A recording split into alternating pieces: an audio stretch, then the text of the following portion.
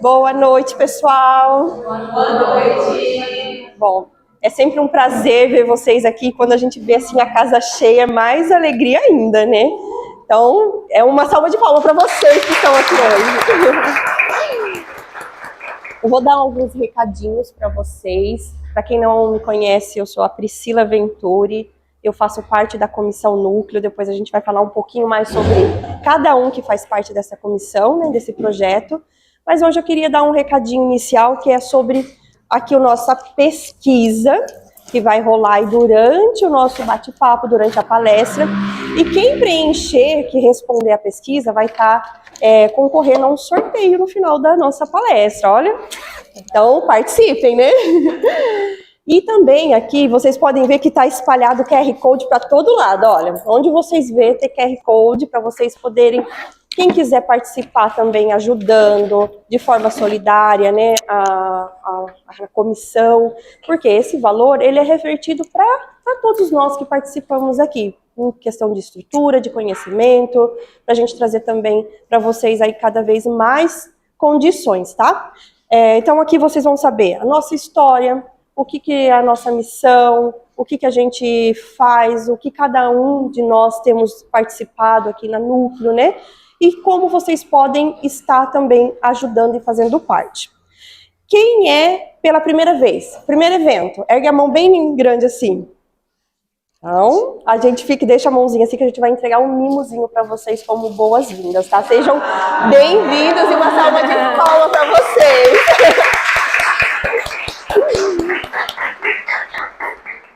Depois a gente vai ver isso, dar uma premiação para quem tiver assim mais vezes. Mantenha a mãozinha erguida assim, tá? Mais isso, deixa eu pegar um pouquinho aqui.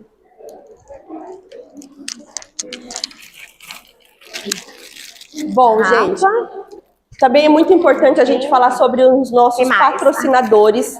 Então, a Núcleo, ela tem a patrocinadora que é a Pacil.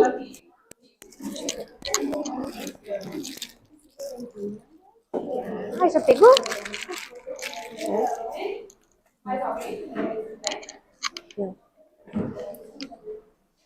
Pronto. Bom, também é muito importante a gente falar sobre os nossos patrocinadores, que eles nos auxiliam, né, nos dá condições de estar fazendo esses eventos. Então, hoje nós temos a Pacil, que trabalha com gestão de recursos humanos, que faz também patrocina os eventos. O Rubens, psicólogo, que faz os atendimentos aí para o pessoal, né, que quer fazer esse trabalho também nas empresas. O Rubens também pode ser chamado depois. A gente tem o escritório do Dr. Scarins, que é também da área jurídica, que é muito importante hoje nas empresas terem um apoio jurídico. A gente tem a Vila Aparecida, que é a padaria que fornece pra gente ali os pão de queijo gostosinho, né, maravilhoso. Não podemos esquecer da FAO, que também nos apoia com o espaço, né, cede o espaço aqui pra gente fazer esses encontros. E quem que trabalha na empresa ou que é empresário e quer também ser patrocinador, pode nos chamar. Aí nesse QR Code tem os nossos contatos que vocês podem chamar. Daí às vezes vocês vão falar assim, nossa, Pri, mas a gente não tem como a gente patrocinar com muito. Daí conversa com a gente, às vezes é um material de apoio que a gente precisa, uma impressão. Então todo o patrocínio é muito bem-vindo, tá bom? E agora eu vou apresentar as pessoas que vão falar sobre um assunto muito importante, que eu acho que vocês aqui estão com sede desse conhecimento, né? Recrutamento. Quem tem dificuldade com recrutamento hoje? Uau! 100% de adesão no tema, hein? Achei que era só a gente que tinha uns problemas assim para recrutar de caçar, passar uma rede assim, para peneirar candidatos, né? Mas é com grande prazer dar início a esta palestra com a presença de uma profissional de destaque no campo de recursos humanos, Silvia Leal. Você, fundadora da Pacil, Gestão de RH, Silvia traz mais de uma década de experiência como consultora de RH, especializando-se em recrutamento e seleção, descrição de cargos. Ela é formada em administração de empresas, gestão de recursos humanos, com especializações importantes em análise comportamental e liderança. Silvia também se destaca como uma peça-chave no projeto Núcleo RH, contribuindo com sua expertise em vários congressos sobre RH. Hoje ela está aqui para compartilhar conosco seus valiosos conhecimentos e experiências. Vamos recebê-las com uma salva de palmas.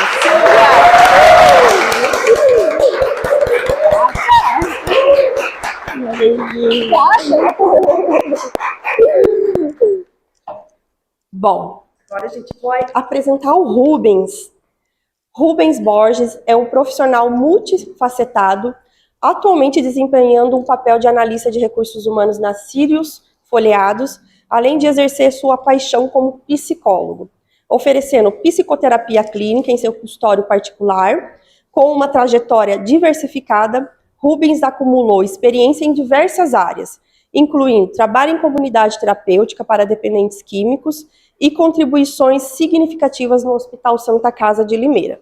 Com 9 anos de atuação como assistente administrativo em um sindicato, Rubens adquiriu profundo conhecimento em relações trabalhistas, negociação coletiva e mediação de conflitos. De conflitos, o Rubens entende. Sua formação sólida inclui um diploma técnico de administração de empresas, graduação em psicologia, pós-graduação em psicopedagogia e neurociência, além de um MBA em gestão de recursos humanos. Além de suas realizações profissionais, Rubens é um membro valioso para o projeto Núcleo RH, onde atua como moderador e simposista, organizando congressos que abordam tópicos cruciais na área de recursos humanos, como treinamento, desenvolvimento de pessoas, psicologia organizacional, avaliação de desempenho. Sua capacidade de liderança, habilidades interpessoais e vastos conhecimentos o tornam um palestrante inspirador e altamente qualificado para a noite de hoje. Seja bem-vindo, Rubens!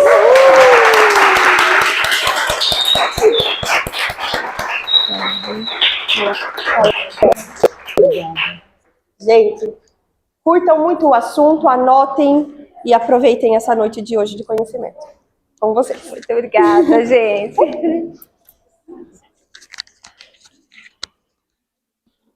Aqui a gente vai revezando, tá? Até alguém patrocinar aí. Só um aspas, né? O fato de, como a Pri falou, né? Ser valioso no projeto Núcleo, eu não sou valioso. Somos, né? Eu tenho uma comissão que está aqui junto com a gente para que realmente tudo isso possa ser possível. Então, somos muito, muito valiosos aí nesse projeto, tá? É isso. Gente, uma salva de palmas para a comissão, viu?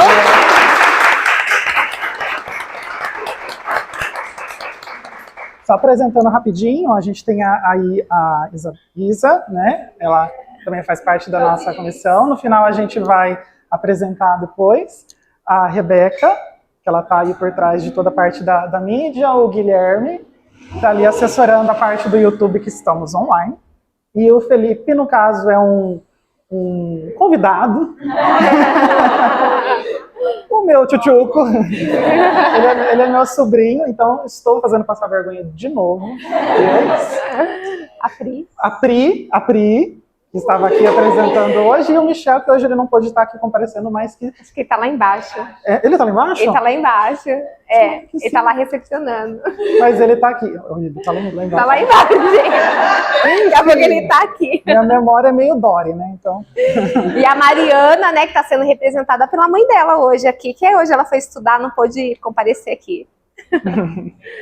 Então... Bom, hoje a gente vai falar de um assunto um tanto que é um drama para todo mundo que é do RH, né? Que a gente vai falar sobre recrutamento e seleção da contratação estratégica, a diversidade, resultados e representatividade feminina. Né? Então, o que isso significa? Basicamente, um socorro Deus, né? Só fazendo um parênteses rapidinho. Hoje a gente vai fazer a palestra de uma maneira um tanto que diferente do que a gente fez no fórum no último encontro. Tá? Então, no fórum foi justamente esse bate-papo mais aberto. Hoje a gente vai fazer a palestra, a gente vai falar tudo aqui que a gente tiver que falar, depois a gente vai abrir, se tiver perguntas no YouTube, a gente responde rapidinho, fecha a transmissão para quem está nos assistindo, E a gente abre aqui para o bate-papo, para ter um papo mais intimista mesmo, e todo mundo fazer uma sessão de desabafo. A gente sabe o quanto que é difícil. Exato. Então, o que significa esse tema, né? Da contratação estratégica, então a gente usar, quais ferramentas a gente pode utilizar, quais ferramentas a gente tem hoje no mercado que auxilia esse processo mesmo de recrutamento e seleção. A diversidade, né? Quem são essas pessoas, né? Então, PCDs estão no mercado de trabalho, né? As pessoas que têm alguma impossibilidade de visão, de fala, de audição, estão no mercado de trabalho. Eu vou trazer todos esses pontos, mas focando um pouco na questão da representatividade feminina, considerando que é um tema do mês da mulher agora, que foi comemorado, tá? Resultados. Como que a gente apresenta esses resultados da parte de recrutamento e seleção para os diretores, para ver os custos que tem numa contratação, para ver os custos que essa contratação tem se tiver muita rotatividade dentro do trabalho, como que a gente pode fazer isso, certo? E por que eu, um homem, junto com a Sil, estou aqui falando sobre questão de representatividade feminina? Qual que é o meu local de fala? E eu falo para vocês que o meu local de fala é trazer a protagonista, que no caso são as mulheres. Não é porque é uma temática de assunto feminino que só mulheres têm que falar a respeito disso, né? O homem ele tem o dever e a obrigação de estar realmente disseminando um assunto como esse, até mesmo no sentido de estar aprendendo como que é a realidade feminina e os desafios que a mulher hoje vivencia no mercado de trabalho e como, né, homem tem que ter atitudes e posturas diferentes nesse sentido também, certo? Então, estou aqui por isso, para aprender e para também falar o que eu já tenho de conhecimento enquanto analista de RH, enquanto psicólogo, e é isso, tá? Vamos lá. Pode passar. Pode passar. Bom. Essa parte pode falar. Aqui. E por que a gente vai falar desse tema também, buscando um pouco mais sobre a questão da realidade feminina, né? Tem uma reportagem da Forbes que ela traz assim, ó, mulheres ocupam só 1/3 dos cargos C-level, né? Não sei se é esse o termo, no mercado financeiro, mostra o estudo. E ainda complementa. A área de recursos humanos, tradicionalmente, é onde há a maior presença feminina. Guardem esse tradicionalmente, porque a gente vai discutir mais tarde, e guardem esses dados também de 62% recursos humanos ser liderado por mulheres. A gente está aqui hoje, né, temos 3 homens na sala que trabalham na parte de RH, enquanto o restante são mulheres, né? Então é uma realidade que a gente está vivenciando aqui hoje nessa sala, tá? Então assim, são dados que a gente tem e que são dados que a gente vai discutir hoje como agir de uma maneira diferente para trabalhar um pouco essa realidade, certo? Pode passar. Vai lá, Sil. Bom, vamos lá. Agora a gente vai falar um pouquinho, né, sobre como estruturar o processo de recrutamento e seleção, né? Bom, eu sei que a maioria aqui já trabalha com isso, a maioria já faz isso faz muito tempo, mas assim, nesses novos tempos que estamos vivendo, estamos reaprendendo, né, como se organizar, como fazer um processo de recrutamento, como que a gente vai falar com esses jovens, como que a gente vai falar com os mais velhos, que também estão dando muito trabalho, né, gente? Então, assim, a gente vai falar um pouquinho sobre o processo de recrutar e de selecionar, tá bom? Bom, vamos lá. Primeiro eu vou começar com a estrutura organizacional, a parte mais importante da empresa. Antes de vocês perguntarem, mas o que isso tem a ver com recrutamento e seleção? Tudo a ver. O recrutamento e seleção começa na estrutura da empresa. A parte estrutural, o alicerce que a empresa tem, para a gente poder saber que funcionário que a gente precisa, qual o profissional que a gente precisa, qual o ser humano que a gente precisa, né? Porque a gente vê muito profissional, mas a gente esquece do ser humano, né? A gente está até conversando com isso com o Gui na hora que vocês chegaram ali fora, a gente está falando um pouquinho sobre isso. Então vamos lá, estrutura organizacional. Então a gente, com a estrutura, a gente consegue entender as competências organizacionais, né? Que é assim, a visão geral da empresa e do processo. Missão, visão, valores, uma descrição de cargos, um plano de cargo e salário, e por aí vai. Políticas internas, normas internas, tudo que faz parte da estrutura mesmo organizacional. A competência técnica é muito importante. Muito, porque a gente está faltando aí muita gente qualificada, né? Muita gente que estuda, hoje tem AD, tem tudo, mas assim, a gente, a hora que vai pegar o currículo, fala, meu Deus, não sabe nada. Então, assim, a parte técnica ali, o que aprendeu, né? Começando pelas escolas, né, gente? E a questões aí comportamental, que é as competências comportamentais, que é a mais importante, né? Hoje a gente demite mais por competências comportamentais do que por técnica. Porque técnica a gente vai, paga um curso e a gente treina. O comportamento não. Então, por isso que a estrutura organizacional é muito importante. Porque se a gente entender, né, quais são os valores da empresa, o que aquela empresa quer, quais são as metas daquela empresa, onde ela quer chegar, o que ela quer fazer, o que ela quer ser, marca empregatória que ela tem e tal, a gente vai conseguir fazer, né, ver as partes comportamentais e o resto, tá bom? Pode ir virando aí.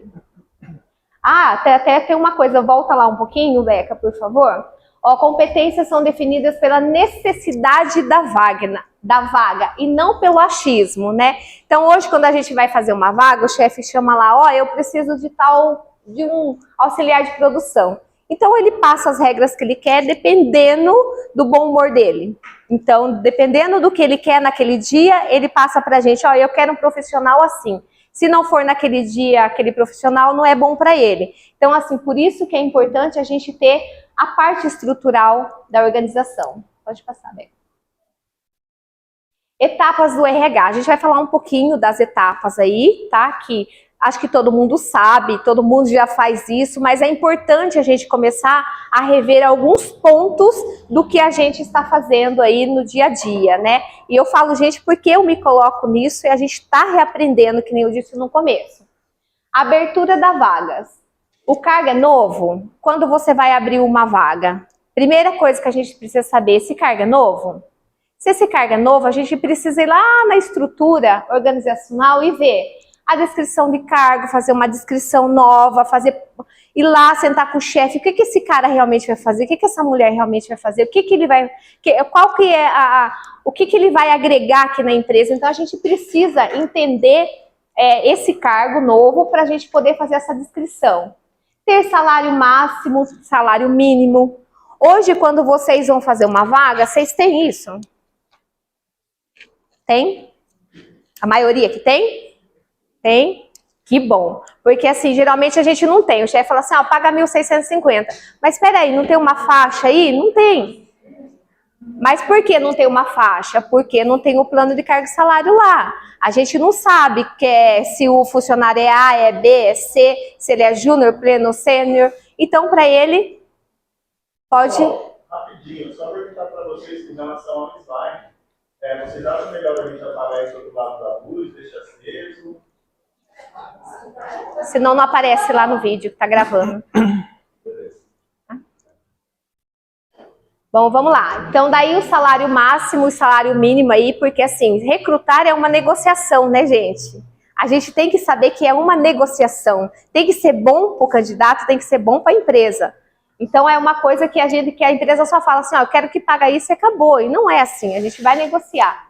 Os CBOs, os laudos, né? Se é uma vaga nova, tem toda essa parte aí de estrutura que a gente precisa mandar lá para fazer os laudos e tudo mais. Verificar as competências, né, falada ali anteriormente, as organizacionais, as técnicas e as comportamentais. E se é um cargo que já existe, né? Também é importante lá, voltando de novo, a estrutura organizacional. Porque assim, você tem um cargo lá, você tem já uma vaga lá, já tem um funcionário que é júnior. Aí você vai abrir outra vaga. Que tipo de vaga? É pleno, sênior, master? O que é? O que é que você vai abrir aí? Muitas vezes a gente não pergunta isso, né? Então, assim, a empresa fala assim, eu preciso de tal funcionário, de tal vaga. A gente vai, para nós está muito bom. Mas a gente acabou não sabendo que nível que ele quer. Então, é importante saber isso também, é a parte mais importante, né, gente? Para depois fazer todo o resto. Se entender esse planejamento, a gente consegue lidar melhor com o resto. Verificar os prazos, né? O prazo para fechar as vagas. Quem que apaga incêndio aqui todo dia? É nós da fita, né? Nossa, tá parecendo a Amazônia. Pois é.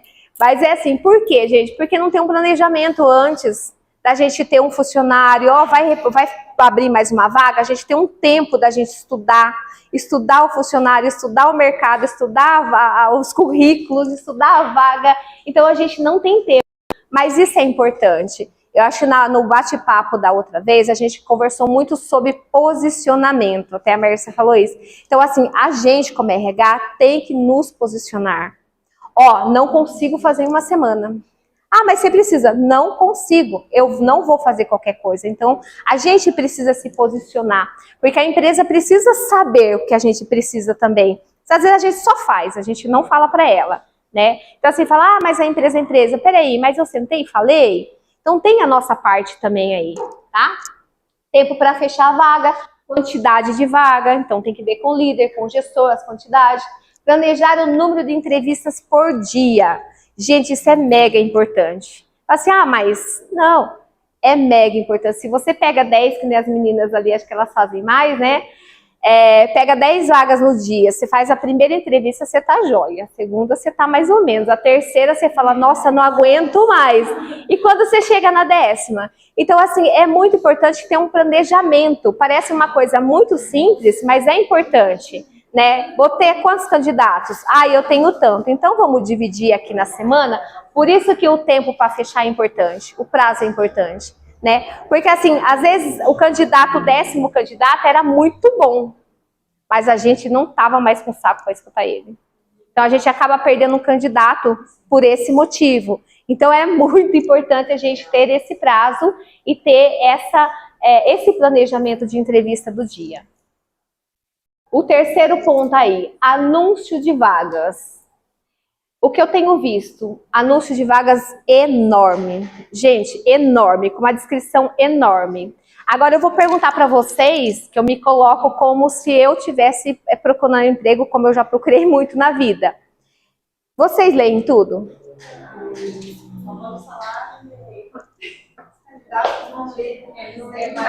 Entendeu? Então, tem benefício.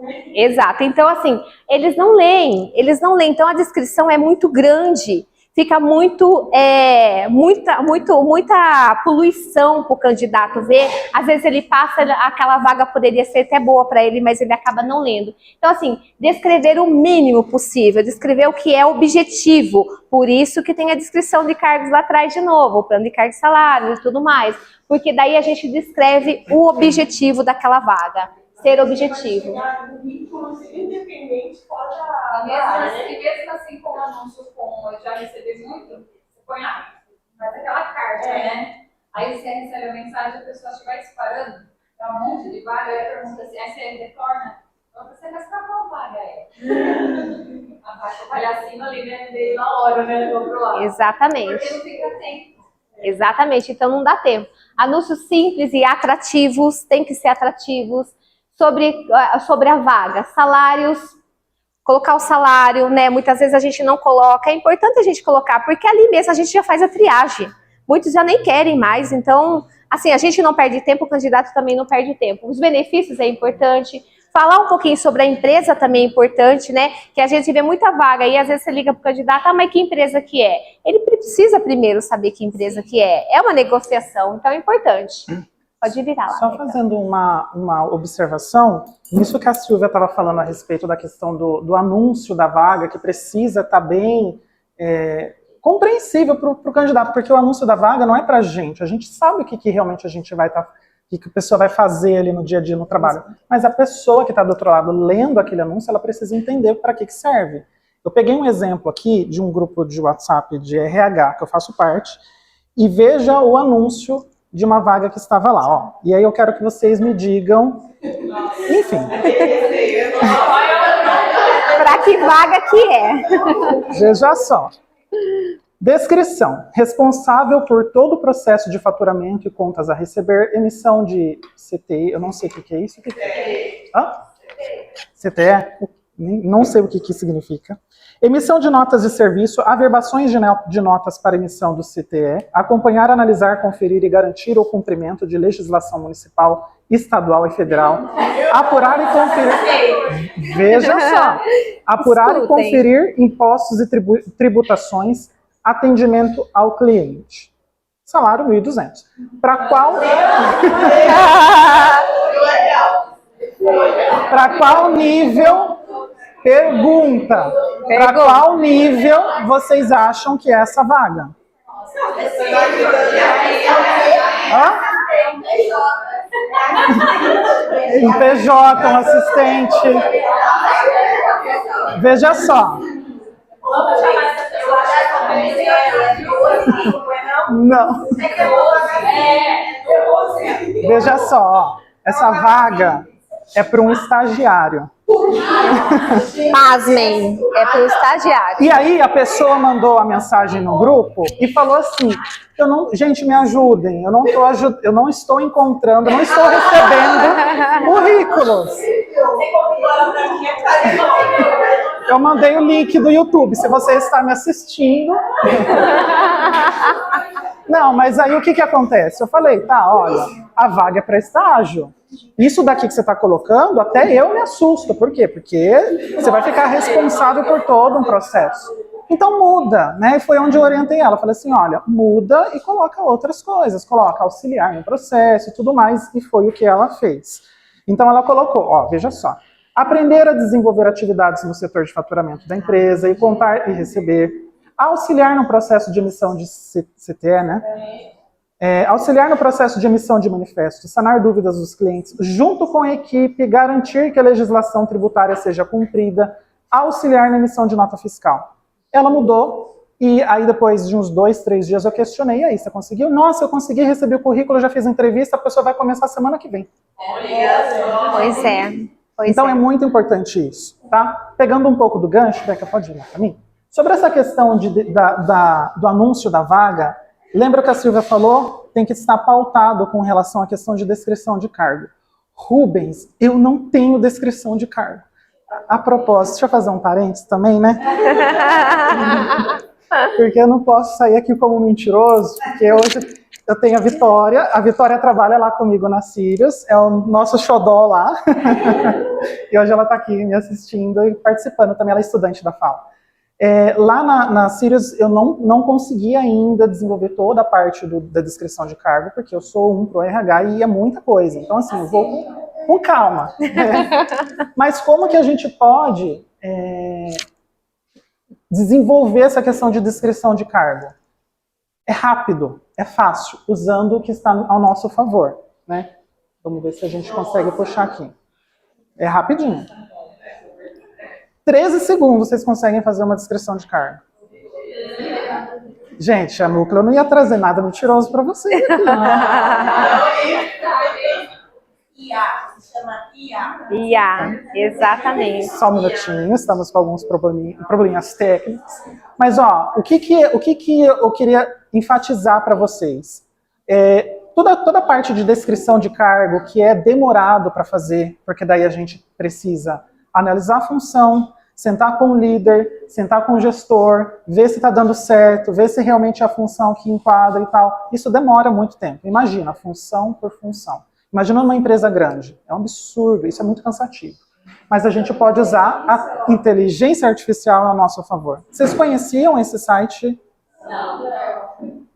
Uma pessoa fez assim. Você conhecia, mas você usava para trabalho aqui? Como que é para você essa experiência? É muito mais tranquilo. Principalmente na parte que você criar o anúncio de vagas. Você usando as palavras corretas, cria um anúncio muito mais... Ótimo. Palavras corretas, é então, isso aí. Então vamos lá, ó. Esse chat é o chat OpenAI. Calma, a gente vai mandar para vocês depois. Aí vocês vão colocar na descrição aqui. Você pode até escrever aí, Beca. Descrição de cargo para vendedoras. Eletricista, pode mudar aí. Alguém tá precisando aqui, ó. Vocês estão enxergando? Dá para visualizar? Eu tô chocada. Certo? Vocês... Dá para enxergar? Então, ó, a gente pega lá do começo. Gente, Pessoal. pera, tá gravando lá. Bora. Ó, então a gente pega aqui, eu só estou chamando a atenção para a gente focar e não demorar muito para abrir essa roda de conversa depois. Mas, ó, descrição de cargo. Ele dá aqui, descrição de cargo do eletricista. Quem falou? Ela. O eletricista desempenha um papel crucial na instalação, manutenção, reparo de sistemas elétricos em uma variedade de ambientes. Seu trabalho é garantir que todas as instalações elétricas estejam... E aí vai. Depois tem um pouquinho lá embaixo, responsabilidades. Instalações elétricas. Instalar e manter e reparar sistemas eletrônicos, edifícios, residências. Depois tem a parte de leitura de projetos. Desce um pouquinho mais. Ah, aqui, ó. Ele dá também as habilidades técnicas e comportamentais da vaga. Tá? Então, assim, ó, trabalho em equipe, atendimento ao cliente, vamos ver se tem um pouco, segurança, requisitos, ó, diploma de ensino médio ou equivalente, certificação profissional como eletricista, experiência comprovada, conhecimento sólido de códigos elétricos, habilidade para ler e interpretar desenhos, capacidade física para realizar trabalho, excelentes habilidades de comunicação de trabalho em equipe, enfim, ele dá tudo isso em 13 segundos, né, pra gente. Então, assim, ele dá uma descrição do cargo, certo? Que daí a gente precisa documentar isso, porque essa descrição do cargo a gente usa para anúncio da vaga e a gente usa também para uma avaliação de desempenho. Automaticamente, você já vai ter lá as atribuições daquela vaga e também as competências técnicas e comportamentais daquela vaga, ou enfim, que aquela pessoa precisa ter. Porque esses dois pontos, eles vão se linkar já já. Pode voltar. Só fazendo um adendo aqui, né? Primeira coisa, palavras certas. Se não o IA, não sei como que fala, né? Se não tiver a palavra certa, não funciona. Segunda coisa, a gente vê muito no RH Ctrl+C, Ctrl+V. Ctrl+C, Ctrl+V não funciona, porque são empresas diferentes, pessoas diferentes, composições diferentes, cultura diferente, visão diferente, tudo diferente. Então, assim, o que eu faço numa empresa, eu não consigo fazer Ctrl+C+V na outra. Porque vai dar ruim, de qualquer, dar uma hora vai dar ruim. Então, assim, muito legal, a gente tem aquilo ali, então, assim, a gente já tem meio caminho andado. Com aquela descrição, a gente vai analisar o que aquela empresa realmente precisa. Qual os pontos ali que ele deu que a empresa vai precisar. Então, assim, já 80% do nosso trabalho ali, ele já fez. Os 20% é só a gente sentar, né? E a gente não vai começar do zero, que nem o Rubens disse, vai começar do zero. Gente, é muito trabalhoso, por isso que quando a gente manda um plano de carga e salário para a empresa, ela assusta com o valor, porque a gente usa horas, então a gente usa muitas horas. A gente senta, a gente conversa, a gente vai de sessão, blá, blá, blá. Então é uma série de coisas. Então ali já ajuda 80% do caminho, e daí você tem que adaptar tudo que você fizer, qualquer planilha, qualquer coisa, qualquer documento, faça conforme a sua empresa. Olhe para a sua empresa, arrume ela para a sua empresa. Não faça um Ctrl+C, Ctrl+V, porque os RHs não funcionam por causa disso, viu, gente? É uma coisa que a gente vê demais, tá? Aí só mais uma coisa, terceira, tá? Do anúncio também. Sexo, não coloquem sexo no anúncio de vocês. Bom, não pode. Ah, mas vai dar trabalho porque o meu empregador só quer masculino. O que eu vou fazer? Eu pego os femininos, guardo ou entrego para outro colega que precisa, que nem a Lê, as meninas aí, né? A Alessandra, a Letícia, quem mais? A Ana não veio também hoje, que distribui muito pra gente aí, a gente consegue ir ajudando outras pessoas, né, Gui? Então é isso, tá? Bora lá. Bom, a gente sabe, né, que a realidade de contratação vai depender muito de empresa, vai depender muito de situação. E o porquê que eu estou falando isso? Empresas de pequeno, médio porte, geralmente contam com uma equipe muito reduzida ou inclusive até uma pessoa para dar conta de toda a dinâmica do RH, né? E é geralmente onde esse RH acaba sendo um RH generalista. O que ele faz? Faz descrição de cargo, faz entrevista, faz endomarketing, registro do ponto, vê a marmita de quem pegou a mistura do outro, apara a briga, né? Então, é um estresse. Mas, enfim, o RH faz tudo isso, todo esse dinamismo, certo? Empresas maiores, multinacionais, com um porte muito grande, geralmente eles dividem pessoas para ficarem responsáveis por cada subsistema. Então eu tenho uma pessoa lá que vai ficar responsável somente pela parte de recrutamento e seleção, tem uma outra pessoa que vai ficar responsável ali pela parte de folha de pagamento, tem outra pessoa que vai ficar responsável pela parte de benefícios, entende? Então vai dependendo muito, tá? E o porquê que eu estou falando isso? Partindo do princípio de recrutamento e seleção, temos duas realidades. Para quem é RH generalista, né? Então, como que esse RH generalista, uma pessoa só ou um grupo pequeno, vai lidar com essa questão de recrutamento e seleção? Ele geralmente vai receber esses currículos, anunciou, vai receber os currículos por e-mail, vai receber currículos de algum canal em específico, né? Ou então vai fazer uma busca ativa pelas redes sociais, ou então vai receber também esses currículos por indicação, né? Ou então vai entrar em contato com as instituições de ensino para ter pessoas ali.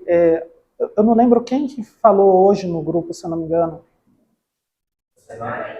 Do Senai tem um. Foi você, né? Isso. Então, você vai ali buscando na instituição de ensino para ver se realmente complementa com a vaga.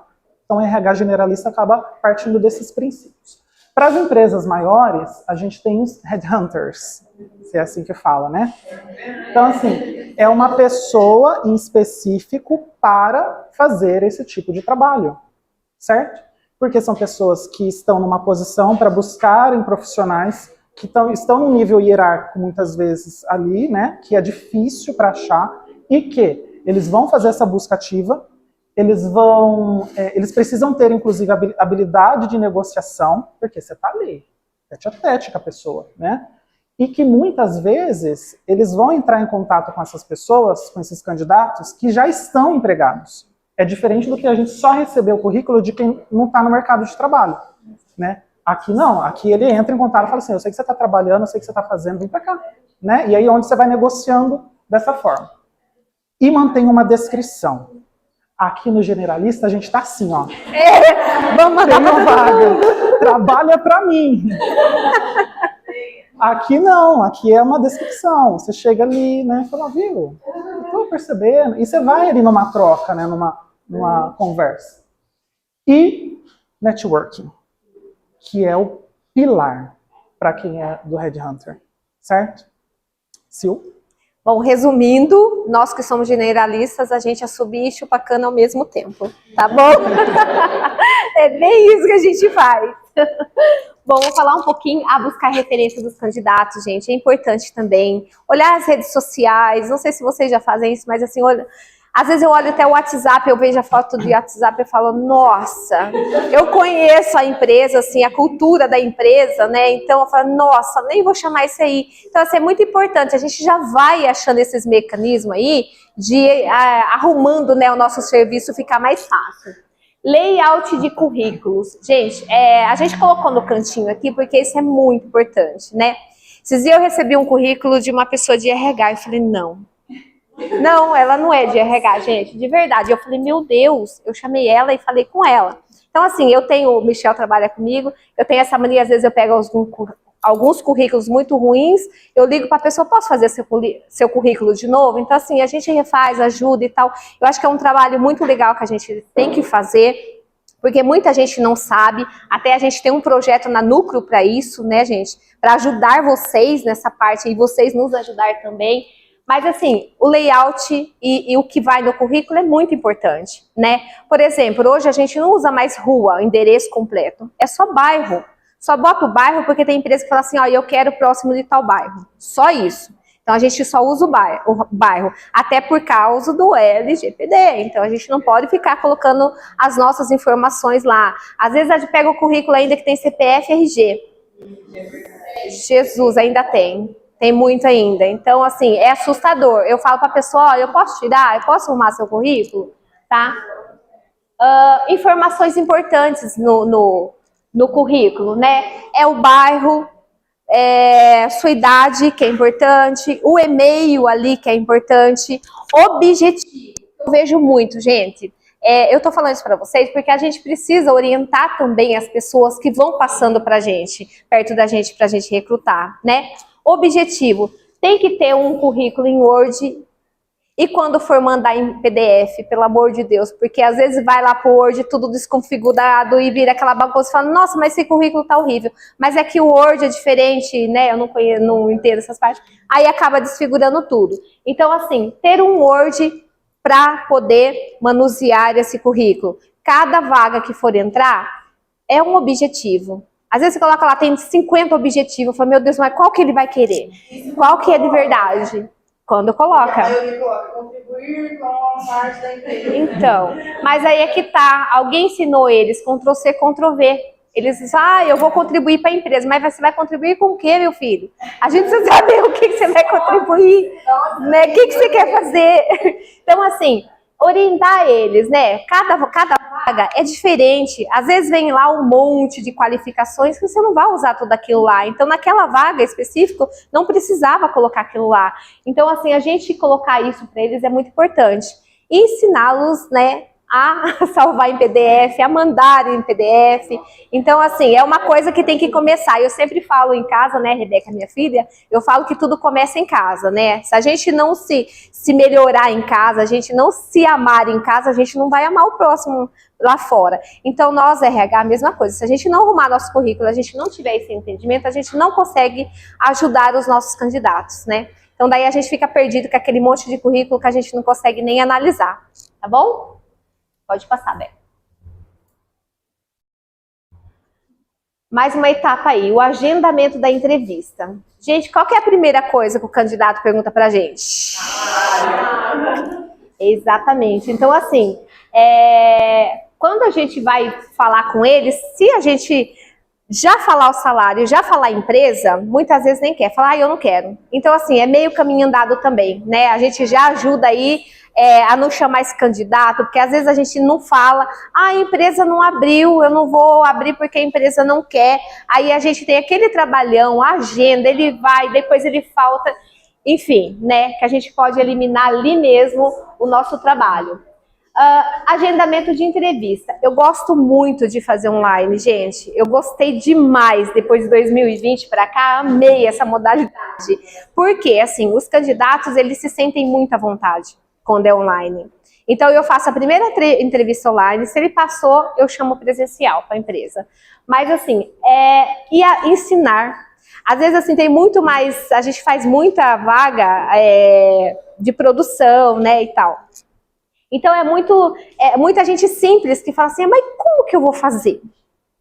Ah, mas eu nunca fiz isso. Eu falo, não, mas você só clica nesse link aí que eu vou mandar para você e você já vai aparecer aqui para mim. Gente, é uma alegria tão grande, né? Tem alguns senhores aí que eles ficam tão felizes quando eles falam, nossa, que legal esse negócio, eu nunca tinha usado. Então, assim, a gente já cativa, né, os nossos entrevistados aí. Então, eu gosto muito dessa parte online, eles ficam mais à vontade, né, tá na casa deles, eles não têm que pegar um ônibus, acho que a gente falou na outra, né, sobre pegar o ônibus, sobre o candidato, às vezes não ter um dinheiro para fazer uma cópia de um currículo, para pegar o ônibus, ir lá e voltar, vai de a pé, então aquele transtorno todo. Se a gente tem a tecnologia a nosso favor, vamos usar, né? A gente vai eliminando também tempo do candidato e da gente, tá? O sexto aí, entrevista. Gente, palavra horrível. Eu não gosto dessa palavra. Essa palavra sempre me incomodou. Eu sentei para conversar com o Rubens e eu falei, é uma palavra que me incomodava demais. Falava, eu odeio essa palavra. Me dá um sentimento que a pessoa tá olhando, olha como que ele tá, olha lá. Não dá esse sentimento em vocês? Então, assim, o meu candidato também. Então, quando eu vou agendar com ele, ele fala assim, vamos bater um papo? Vamos conversar? Vamos nos conhecer? Então, assim, sabe, só uma palavra dessa já muda. O candidato, não, vamos sim, vamos lá conversar e tal. Então, eu não gosto dessa palavra entrevista. Eu acho muito formal e muito militar. Militar a palavra. Então, assim, marcou a entrevista, gente. Se for presencial, né? No caso, se for presencial aí, barulho, né? Tomar cuidado aí com o barulho, distração, tem que ser um espaço reservado. Às vezes a gente, quantas vezes está lá fazendo entrevista, agora não tenho mais isso, mas antigamente era. Daí entrava o chefe, porque aquele cara lá de baixo fez não sei o quê. Fala, meu Deus, eu tô fazendo entrevista e o cara não vai ficar. Então, assim, acontece demais. Então, a gente tem que ter esse cuidado aí também com o candidato. Falar sobre as etapas da entrevista, apresentar a história da empresa e a vaga em aberto, pedir para pessoas que se apresente, questionar sobre o último salário e pretensão. Bom, aqui eu vou fazer a minha análise como eu faço hoje, tá? Antigamente também tinha perguntas lá, o que você faz, blá, blá, blá, blá. Eu falava, meu Deus, que coisa horrorosa. Eu odiava aquilo. Eu fazia entrevista, eu falava, nossa, mas eu tô fazendo Ctrl+C, Ctrl+V, tô copiando, não tá legal, esse negócio não tá bom. Isso me incomodava. Então eu comecei a mudar. O que eu faço pro candidato? Online, começo a conversar com ele e falo assim, olha, eu vou deixar você falar sobre você. Fala tudo que for relevante para você. O que você achar que foi importante para você, você fala. Gente, é uma coisa de louco. Ele sabe. Então você consegue ali, no que ele vai falando, você só vai anotando, só vai sabendo, tal. Por isso que a descrição de vaga é importante. Por isso que saber as competências organizacionais é importante, né? Para a gente poder saber quais competências ele está falando ali, quais competências eu estou anotando. Então, assim, você não precisa ficar com aquelas perguntas chatas. O que você vai fazer daqui a 5 anos? E não sei o quê. Gente, não tem cabimento mais essas perguntas. Isso não cabe mais no RH, isso não cabe mais no recrutamento. Então, eu deixo ele falar. E é incrível, todo mundo tem necessidade de falar, muitas, até os que você fala assim, é muito tímido, ele não vai falar. Quando abre a boca, você fala, meu Deus, falou tudo que eu queria saber. Então, assim, é um modo muito legal que eu achei, né, de fazer amizade, vamos se dizer assim, e entender o candidato. Então, depois, tem coisas, claro, que ele não fala tudo. Então, você vai ali, tal coisa e tal. Tá, você conhece tal. Então, assim, é um bate-papo de verdade. Não é aquela entrevista que você pergunta, o cara responde, vai embora, você fala, nossa, não sei o que aconteceu aqui, tá? Outra coisa que eu gosto bastante, último salário e pretensão salarial. Uma coisa, né, nos outros países isso é muito normal a gente dar pretensão salarial, porque recrutar, a gente trabalho, é uma negociação, que nem eu disse. Mas aqui no Brasil as pessoas têm muito medo, se eu falar muito, vão me tirar, se eu falar pouco, Então, assim, as pessoas têm muito medo. Então eu explico para eles, gente, pode falar pretensão salarial que cabe a você, porque você sabe o que você tem que pagar, você sabe a sua família, você sabe a sua casa, você sabe o que é importante para você. Não adianta você falar para mim que você quer ganhar 1.650, sendo que o último trabalho você ganhava 5. Ele não vai ficar. Ele pode até ficar um mês ali, mas ele vai embora, ele vai dar trabalho de admissão, de demissão e tudo mais. Então eu fala a pretensão salarial, porque daí a gente vai lá, aquele máximo e aquele mínimo. É para isso que a gente tem, o máximo e o mínimo, porque daí a gente consegue negociar ali dentro, tá bom? Então isso é de excesso necessidade, de muito necessidade para meu amor. Essa parte. Eu aqui dormindo. Que a gente está revezando, viu, gente? Bom, lembra da descrição de cargo que a gente tinha feito, que a inteligência deu pra gente, né? Lá no site. Aí lá está especificando, né? Questão da descrição do cargo para auxiliar na questão da publicação do anúncio, e também ele dá algumas habilidades, né? Que aquele candidato tem. Por que a gente está colocando essas perguntas aqui? Para a gente estruturar as perguntas que a gente vai fazer para os candidatos de uma forma estratégica para a vaga que está ali, certo? Para a gente realmente descobrir os potenciais que aquela pessoa tem e as habilidades que ela tem ali no momento da entrevista, tá? E tem perguntas para isso, certo? Então, por exemplo, conte, se a gente for querer descobrir a questão de habilidade de administração de tempo para uma determinada vaga, conte sobre alguma situação em que teve de renegociar prazos. Deixa a pessoa falar. Você vai analisando ali o que a pessoa vai te dizer, certo? Habilidade de foco em resultados, para quem trabalha com vendas aí, vendedora, né? A Jaila, quem mais? A Alessandra, né? Letícia. Dê-me exemplos de como você verifica os resultados das metas da sua área e como estabelece o plano de ação para atingi-los. Pronto, a pessoa já vai falando. Outro ponto, solução de conflito. Quais os conflitos que teve maior dificuldade para resolver? Espírito de equipe. O que você fez quando solicitado para ajudar alguém que teve de dizer não? Aí tem outro lá, sob pressão, né? Descreva situações de muita pressão em que teve de dar respostas rápidas ao cliente ou líder, né? E como foi? Essas perguntas, chavinhas, se a gente for fazer, é onde a gente vai descobrir ali qual habilidade, quais são, né, diante dessas aqui, para a vaga, né? Aqui escopo, a que nível aquele candidato está. Porque daí a gente vai tendo base para isso, certo? Isso é estruturar os questionamentos, as perguntas para a entrevista de uma forma estratégica diante do que o candidato está trazendo e a gente vê se vai dar match ali na vaga, certo? Por que eu estou falando isso? Passa para mim, próximo. Porque tem muitas perguntas que são feitas em entrevistas de emprego que não são nem um pouco condizentes. Como você se vê daqui a 5 anos? Isso é muito complicado. Acho que a Sil tinha até comentado isso, né? A gente está numa geração Z, que é assim, ó, que é muito rápida, né? 5 anos para ele, nossa, tão longe, né? Muito longe. Então, vamos por partes, né? Vamos o que dá para fazer aqui agora. E outra coisa, 5 anos não tem como a gente realmente prever o que vai acontecer. Não tem, né? Exatamente. Vamos fazer um exercício agora. Se eu conhecesse vocês há 5 anos atrás e eu fizesse essa pergunta, vocês estariam no lugar em que vocês possivelmente se responderiam? Porque assim, muitas coisas acontecem no meio desse caminho. Como a gente prevê? Para que você vai perguntar isso? Ah, eu quero saber qual que é a pretensão desse candidato. Ah, ok, mas tem outras formas. Então parte de outros princípios. Senão você vai ficar muito numa perguntinha chavão e não sai daquilo. E aí a pessoa, inclusive, já chega para você com uma resposta ali. Tá, é isso. Quais são os seus pontos fortes e fracos?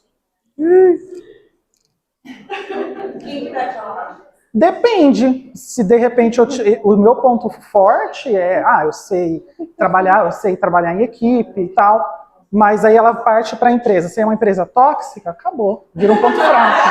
Acabou. Já danou-se. Então assim, é muito complicado, né? Bem. Outro ponto, você acredita em Deus? Pra quê? Eu até compreendo você fazer um tipo de pergunta dessa, sei lá, porque a empresa é uma empresa religiosa, muito familiar. Ok, gente, então vai procurar numa igreja, vai procurar em pessoas próximas. Porque você está lidando com candidatos que estão chegando ali e que têm diversas religiões. E se a empresa prega por uma questão de valores, o respeito a todos, quem não acredita em Deus, você vai deixar a pessoa rechaçada e não vai almoçar com ela no refeitório? Então, umas coisas que não encaixa, não tem lógica. Oi? Uma dúvida. Sim? E pode fazer essa pergunta? Não. Não. É isso que eu fiquei pensando também, né? Porque normalmente não acredita em Deus, né? Mas qual a sua religião? Exato. Né? Eu tive uma experiência, né? Eu participei de um processo seletivo em que me perguntaram, né? Tipo, enfim, é mais ou menos esse segmento aí de entrevista e perguntaram, assim, qual que era a minha religião. Eu fiquei assim, aí eu falei assim, se você quiser falar, né? Aí eu peguei, porque eu sou de religião de matriz africana. E aí eu falei pra essa pessoa, né? Sou de religião de matriz africana. E ela, mas você acredita em Deus? Olha, eu só queria saber se acreditava em Deus, entendeu? Então, é isso. Além de não poder, né? Não pode. E é um constrangimento Convida ela para participar do Isso, por convida. Não, Mas você tá precisando aprender. O que eu fico pensativo com uma pergunta dessa, eu fico me questionando, eu falei, será que vai ter algum momento durante o trabalho que todo mundo vai se ajoelhar e vai dar a mão? Porque não é possível, não encaixa as coisas. Mas eu acho que é exigência perguntar por causa de uma religião que não trabalha aos sábados. Isso sim é uma justificativa.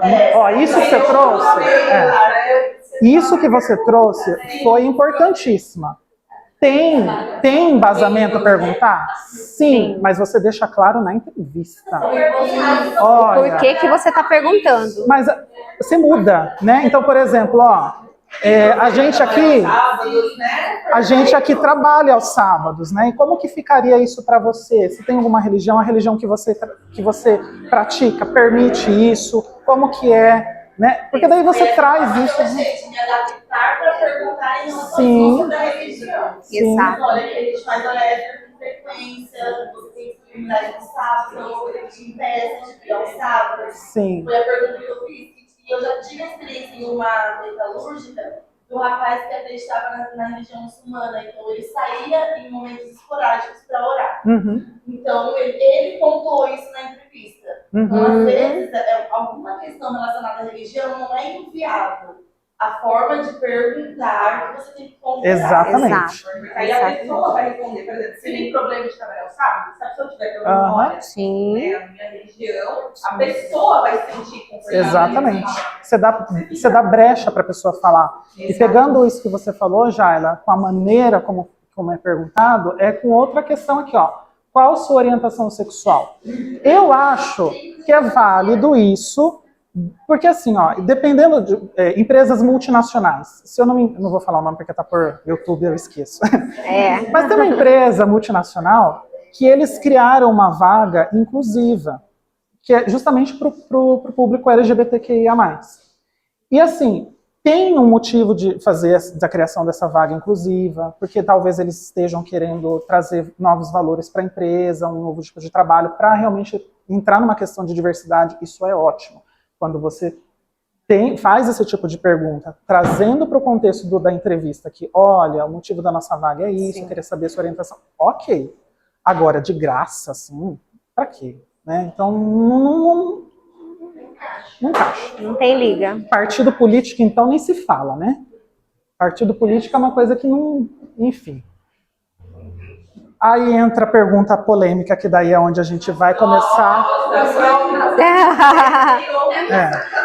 Que daí é onde a gente vai entrar na questão da representatividade feminina, que é tudo que eu vou falar. Pense em se casar ou ter filhos. Ó, vocês aqui são a maioria que estão aqui na sala hoje, certo? Levanta a mão ou faz um barulhinho para quem está assistindo a gente também no YouTube, né? Quem já teve esse tipo de perguntas? Você tem filhos ou você pensa em ter filhos? Vamos bater palminha, só para... É uma grande gama. Então, assim, para quê? Né? Acho também interessante? Acho. Por exemplo, numa empresa multinacional em que, de repente, a pessoa precisa viajar dependendo da função e cargo, aí sim você pergunta, olha, o cargo que a gente tem hoje é um cargo que realmente precisa a pessoa viajar constantemente e tudo mais. Queria saber, você é casada, tem filhos, como que ficaria isso para você? Você joga as possibilidades. Agora, de graça, você pensa em casar, ter filhos? A forma como é colocado é ruim. Não mais. Exato. Não. Exatamente. Não. Pode passar, Beca. Tá, então se atentem com isso. Tira esses padrões, enfim, e começa a pensar em perguntas mais estratégicas em base de perguntas por competência, certo? Olha só, eu não quero atrapalhar vocês. Uma pesquisa da CNN traz uma outra reportagem. Mulheres são 34% em cargos de liderança em bancos e fintechs, revela estudo. E aí aqui continua ainda na reportagem. Conforme a pesquisa da Opinion Box, 26% das mulheres entrevistadas afirmaram terem perdido uma oportunidade de trabalho por serem mães e 17% por estarem grávidas. Nas entrevistas de emprego, pouco mais de 40% afirmaram ser perguntados se estavam esperando um filho no momento ou no futuro. É uma perguntinha boba, que muitas vezes não tem nada a ver com a função e que você, por uma discriminação, deixa aquela pessoa de lado. Tá? Você tem que abrir mão dos seus planos familiares por uma questão de emprego, sei lá, não encaixa. Pode passar. Homens não são perguntados se têm filhos. Eu já fiz entrevista, nunca me perguntaram se eu tenho filhos, ou se eu sou casado, ou não sei se pelo seu rostinho de 16, né? Mas eu não sou perguntado. Em currículo, não tem isso nas informações de currículos de homens. Se tem filhos ou não, se é casado ou não. Você vê isso muito mais no currículo de mulher. Tenho filhos, tenho tantos filhos, sou casada. Eu recebi hoje um currículo na semana passada, e eu fiz a entrevista com a moça e tudo mais, e no currículo dela estava divorciada. O que para mim foi o suficiente. E conversando ali com o pessoal depois, né, sobre as candidatas, para ver como que a gente poderia realinhar isso, fui questionado. Divorciada por quê? Eu falei assim, porque eu não entrei em detalhes. Para que eu tenho que entrar em detalhes com a candidata que está ali comigo, o motivo que levou ela a se divorciar? Onde que entra isso na vaga? Vocês entendem? Lá eu pergunto, no meu trabalho, eu pergunto tanto para homem quanto para mulher se tem filhos, porque tem o benefício do salário de família. Ótimo. Aí eu deixo. Só que assim, aí quando eu pergunto para a mulher, não dá nem tempo de explicar por quê. Porque ela já fala assim, não, mas não tem problema não. Fica no automático. Fica no automático. Exato. Então eu ligo um alerta assim para a pessoa. Mudou. Demissão atinge 56% das mulheres após licença maternidade, aponta levantamento. Isso daí é do Valor Invest. E aqui ainda continua. 56% das profissionais já foram desligadas ou conhecem outra mulher que foi demitida após a licença maternidade. 94% das participantes disseram que nunca tiveram a mesma oportunidade de promoção estando grávidas ou após a licença maternidade. A pessoa fica grávida, anuncia ao RH com aquele medo, porque já aconteceu comigo, isso onde eu trabalho, e aí depois começa, né? E já ouvi relatos, inclusive de pessoas que eu atendo no meu consultório, que tiveram filhos recentemente e tudo mais, que disseram, essa pessoa disse para mim, que no momento todo da gestação dela, ela não teve suporte no sentido de fazer um manejo com relação à questão de preparo para a licença maternidade. Só foram pensar nisso quando ela entregou ali o papel, já aos 9 meses ali, né, que ela entregou o papel e falou assim, meu médico pediu para fazer repouso. Aí que caiu a ficha, né, porque não é possível, você está vendo que uma pessoa está ali, a barriga está crescendo, a pessoa está com o pé inchado, e aí acho que quando recebe um papel, você fala, você está grávida, aí você vai entrar de licença. E aí o que aconteceu? A pessoa entrou de licença e o gestor, enfim, ficou ligando para ela, você pode me ajudar nisso? Você pode me ajudar naquilo? E ela falou assim, não vou te ajudar. Então, assim, não tem um preparo. O correto seria mesmo ter esse preparo, você vai entrar de licença, isso aqui realmente fica incômodo, dói a costa, aí entra uma questão de ergonomia, né? Vai já trabalhando quem vai ficar com o que na ausência dela, como que vai ser, né? E depois que essa pessoa voltar, faz um processo de reintegração com ela, você ficou tantos meses afastada, aconteceu isso na empresa, né, durante o seu período aí de licença, como que você vai lidar com tudo isso agora, se você precisar de suporte, eu estou aqui, faça um treinamento com essa pessoa de novo, né? E isso que é triste, porque assim, a mulher entra de licença de maternidade, ela paralisa a vida profissional dela para cuidar de uma criança, de um sonho, de um bebê, né, de uma constituição de uma família. Isso é lindo. Só que em contrapartida no profissional, não acompanha. O ritmo não acompanha. Vocês entendem? Tem uma quebra. Para o homem é muito fácil, porque a mulher ficou grávida, o homem continua nessa ascensão pela carreira. A mulher, ela para E aí ela fica ali por um momento, só que daí quando ela volta pegando no tranco, sabe? Por que pegando no tranco? Porque muitas vezes a empresa não dá esse suporte para ela. Certo? Pode passar. Em ritmo lento, paridade entre homens e mulheres na liderança, isso é do exame, tá? Paridade entre homens e mulheres na liderança pode demorar até 2053, diz estudo. Aí entra aquilo que eu falei para vocês. A mulher é submetida muitas vezes em decisões difíceis entre carreira e vida pessoal. É a mulher que é colocada em xeque.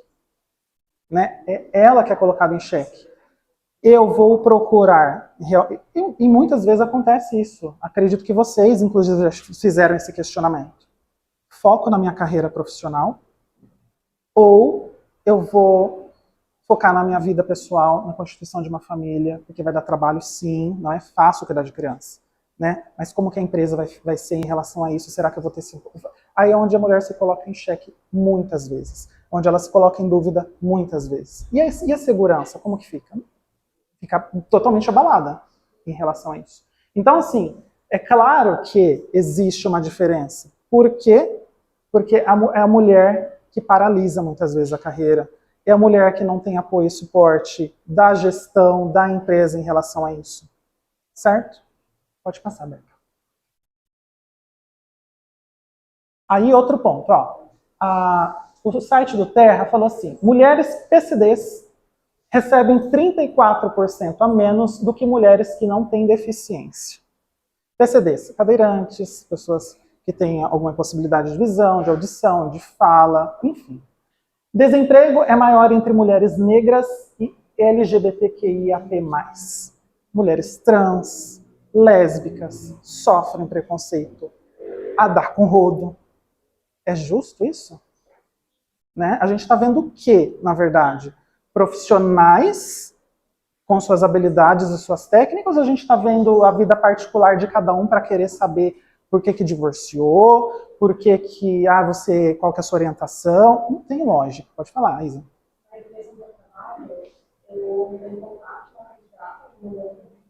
Eu achei com ela, horas depois desse primeiro contato, ela tinha um WhatsApp novamente, queria te falar uma coisa.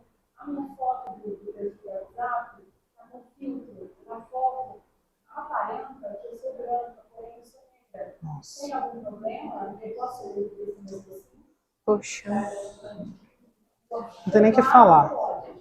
E ela veio, fez entrevista com o setor que nós estávamos tratando. Ela foi admitida, uma excelente entrevista. Mas certamente para ela me fazer essa pergunta. O quanto que ela já passou. Muita situação. Olha, gente, isso é revoltante. Não tem outra palavra. De verdade. É triste. Não, é revoltante mesmo, né? Porque triste é para ela, por uma situação. Mas é revoltante de se encarar e ver que tem pessoas que fazem isso ainda. Sabe? Pode passar, por favor. Aí entra um ponto que eu quero deixar para reflexão para nós, enquanto RH.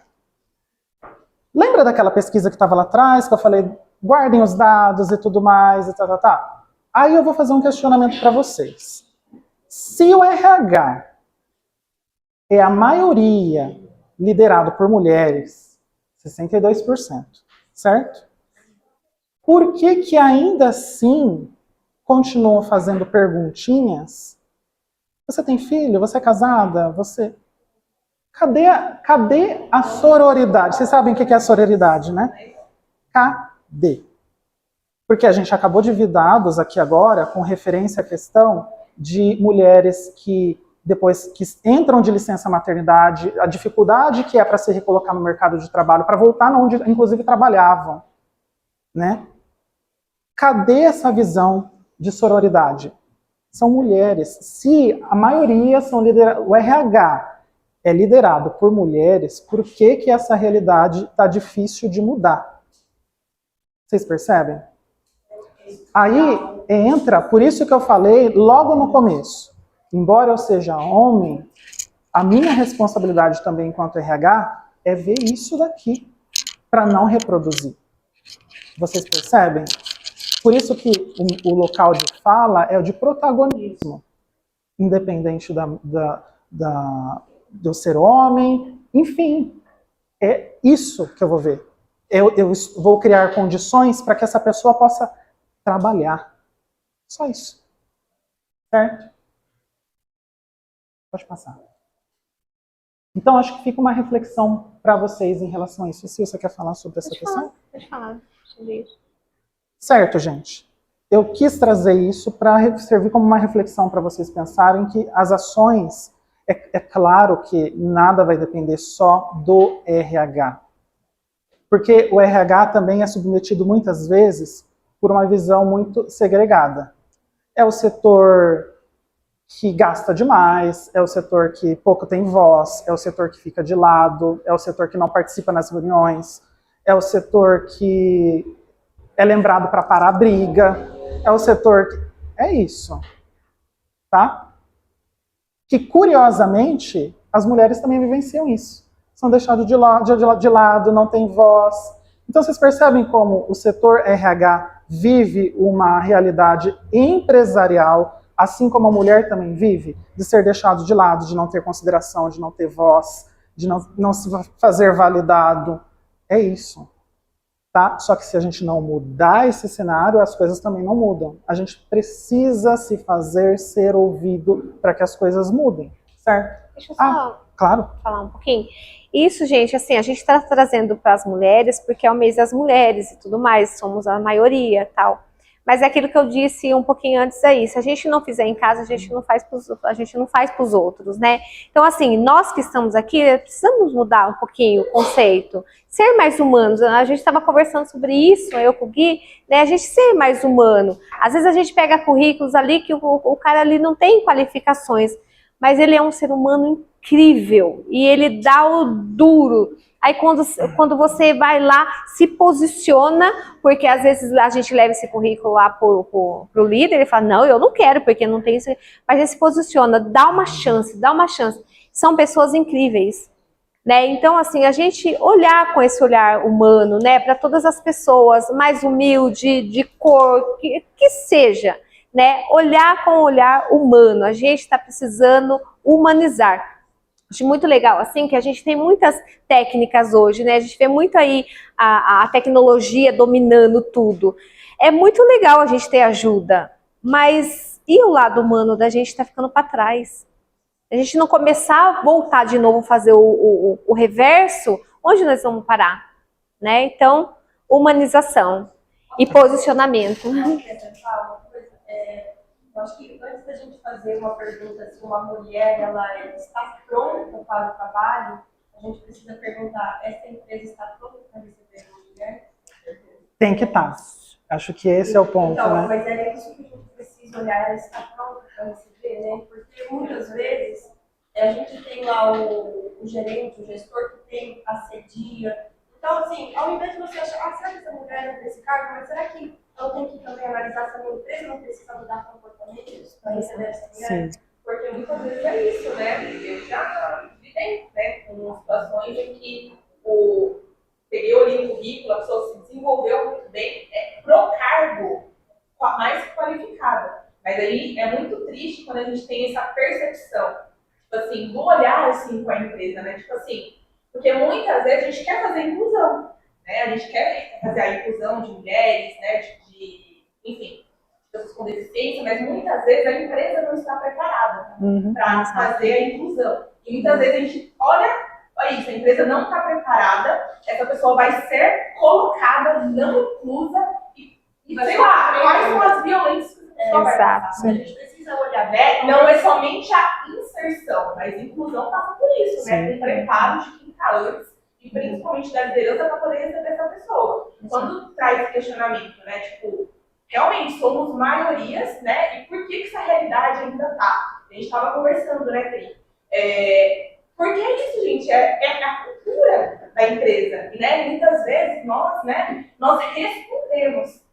E uma coisa bem interessante, agora eu estou fazendo pós aqui na FAO, né, Psicologia Geracional, e uma das primeiras aulas falaram muito sobre essa questão, né, de como está difícil o mercado de trabalho e tudo mais.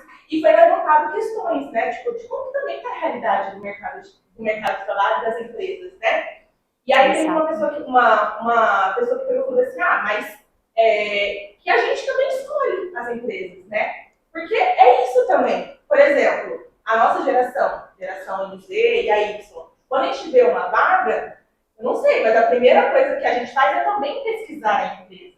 Ver quais são os valores daquela empresa, né? E é claro, né? Tem muitas vezes que a gente está dentro de um local assim, confortável de escolha e tem muitos momentos em que a gente não tem. Às vezes, mesmo sabendo, né, da realidade daquela empresa, a gente precisa trabalhar, a gente precisa dar conta. Eu já estive nesse local, né, enfim, de ter que me submeter por conta disso, ser só e vamos que vamos. E é muito bacana quando gira essa chave, né, quando a gente se posiciona, né, enquanto assim, RH, e realmente transforma, né, porque eu tive a experiência, né, de sair realmente, né, de uma empresa que não alinha, né, com os meus valores, né, e é muito legal quando você se posiciona. Por quê? Legal, eu saí, eu contribuí de forma positiva e a minha saída pode ser que impacte lá à frente. E mude.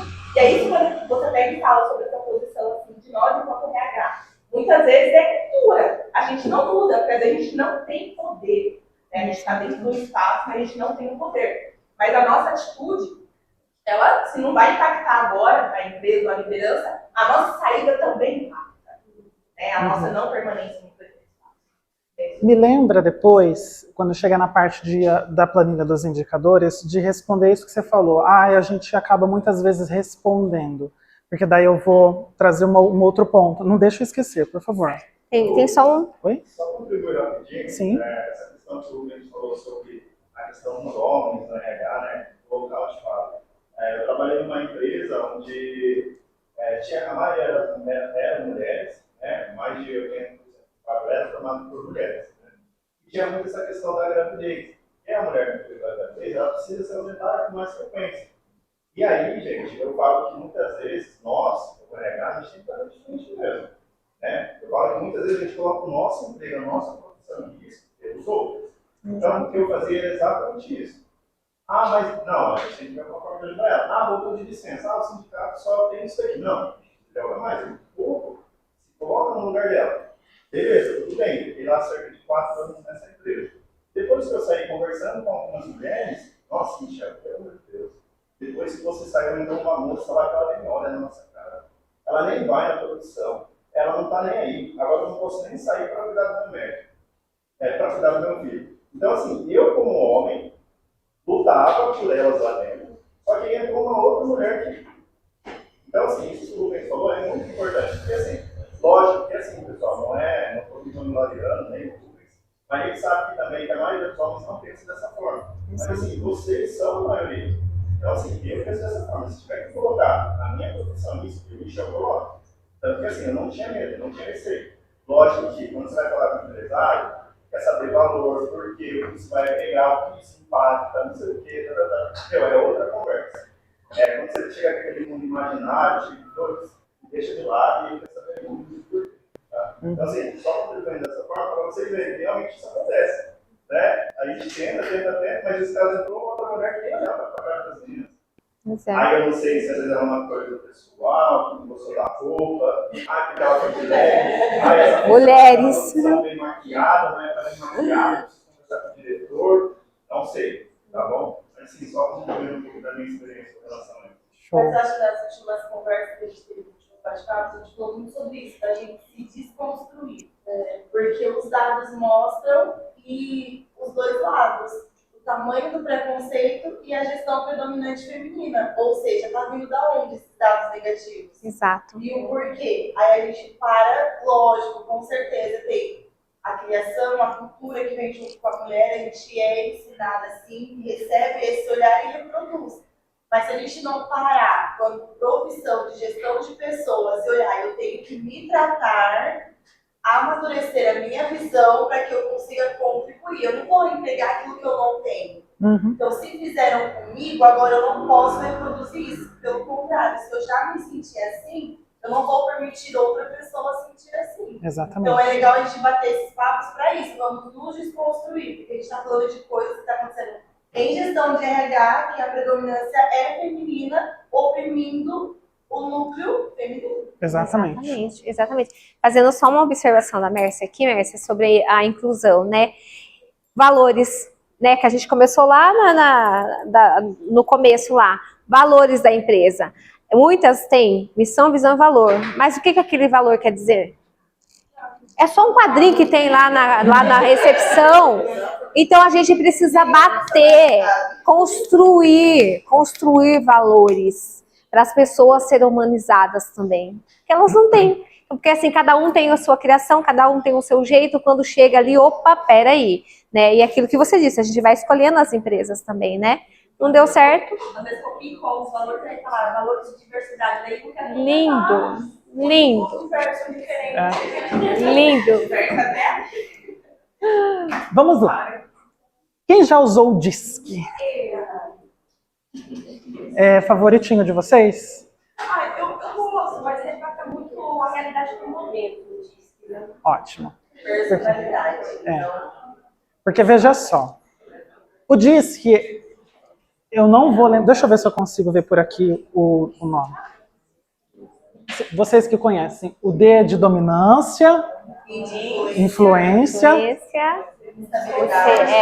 conformidade. e conformidade. Isso. Então, alguém não conhece? Pode levantar a mão, gente. A Vitória. Não conhece? Quem mais?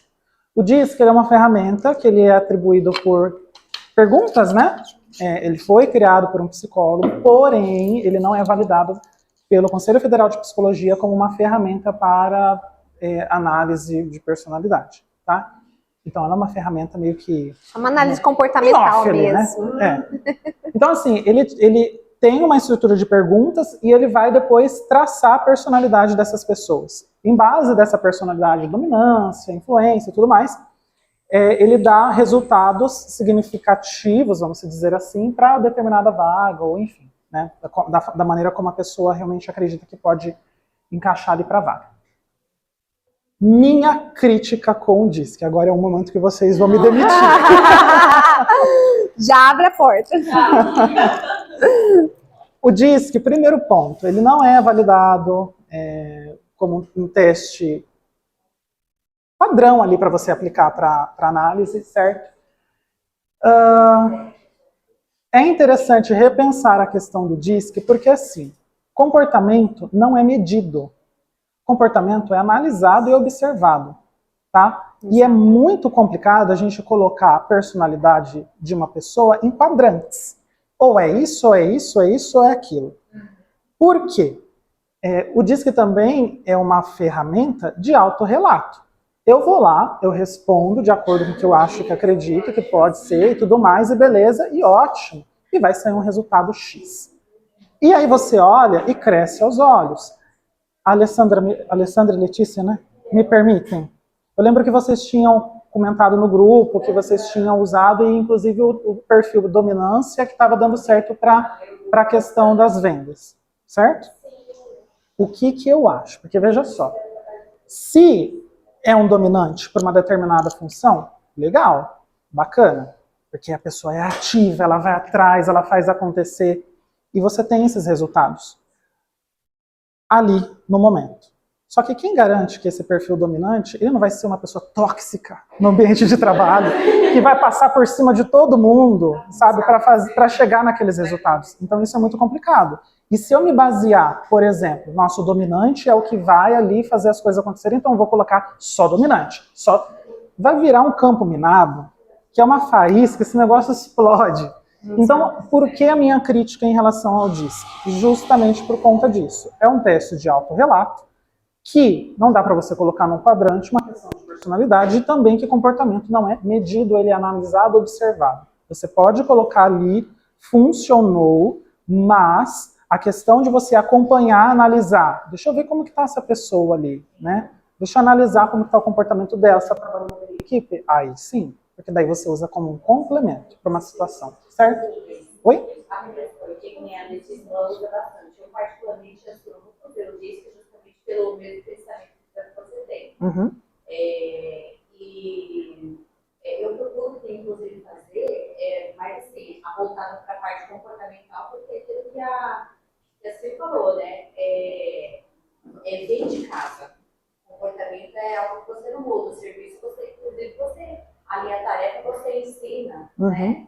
Agora a questão do comportamento, isso já é mais difícil. Sim. Ó, tem testes que são, no caso, alguém aqui é psicólogo de formação? A Isa. É informação.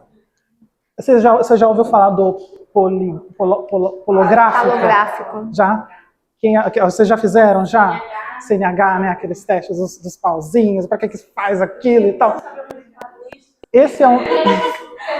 Mas analisar, você analisa o espaçamento. Bom, não vou falar porque o conselho vai me denunciar depois. Vai.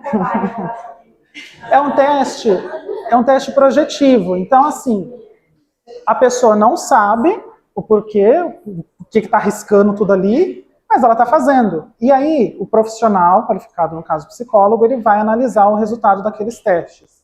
Aí sim tem. Por quê? Porque é um teste projetivo, né, que vai estar colocando ali, né, o candidato vai estar se mostrando e você vai ter dados realmente embasados para fazer essa análise, certo? Tem esses testes. Outro teste, isso é um teste projetivo para ver questão de personalidade, que é bacana, legal, e você tem um resultado amplo da situação, certo? Só psicólogos. Mas calma, eu vou chegar lá, calma. Eu me formei aqui como a primeira turma de psicologia organizacional. E aí, eu e meu colega, ele mais voltado para a parte de recrutamento, e ele psicólogo já, mas ele não utilizava.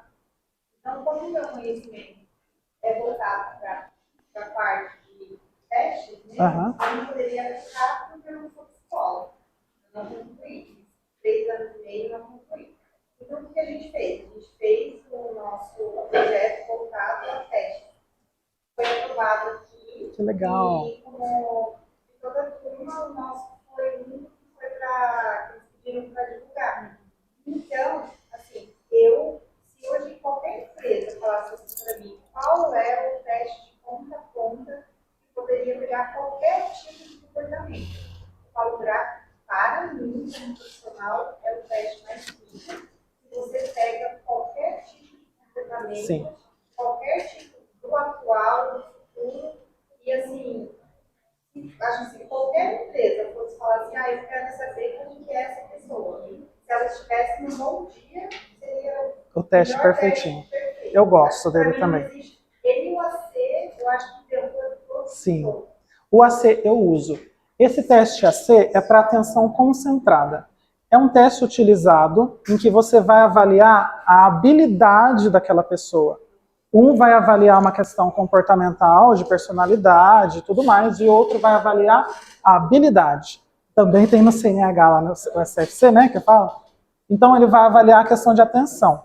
Para o setor que eu estou hoje lá na Sirius, o setor da revisão, eu comecei a aplicar esse ano e olha, foi show. Por quê? Porque eu vou ver a atenção concentrada. O quanto que aquela pessoa ela vai despender de tempo para se concentrar ali por um bom tempo mesmo. E o setor da revisão é um setor criterioso, precisa ter muito foco. E isso tem me ajudado muito. Então, eu tenho hoje no mercado testes, também psicólogo, testes que eu vou ver pela questão de personalidade, teste mais focado em habilidade. E Rubens, eu não sou psicólogo, como que eu posso fazer isso? Aí entra uma questão da case, que é o famoso estudo de caso, que a gente pode aplicar legal. E olha, eu vou falar para vocês, funciona muito bem. E se eu fosse vocês, eu começava a aplicar já. Pode mudar. Aí a gente volta lá pro chat OpenAI. Ô, Rebeca, põe para mim estudo de caso para vaga de... Alguém chuta aí? Vendedor. Borracheiro.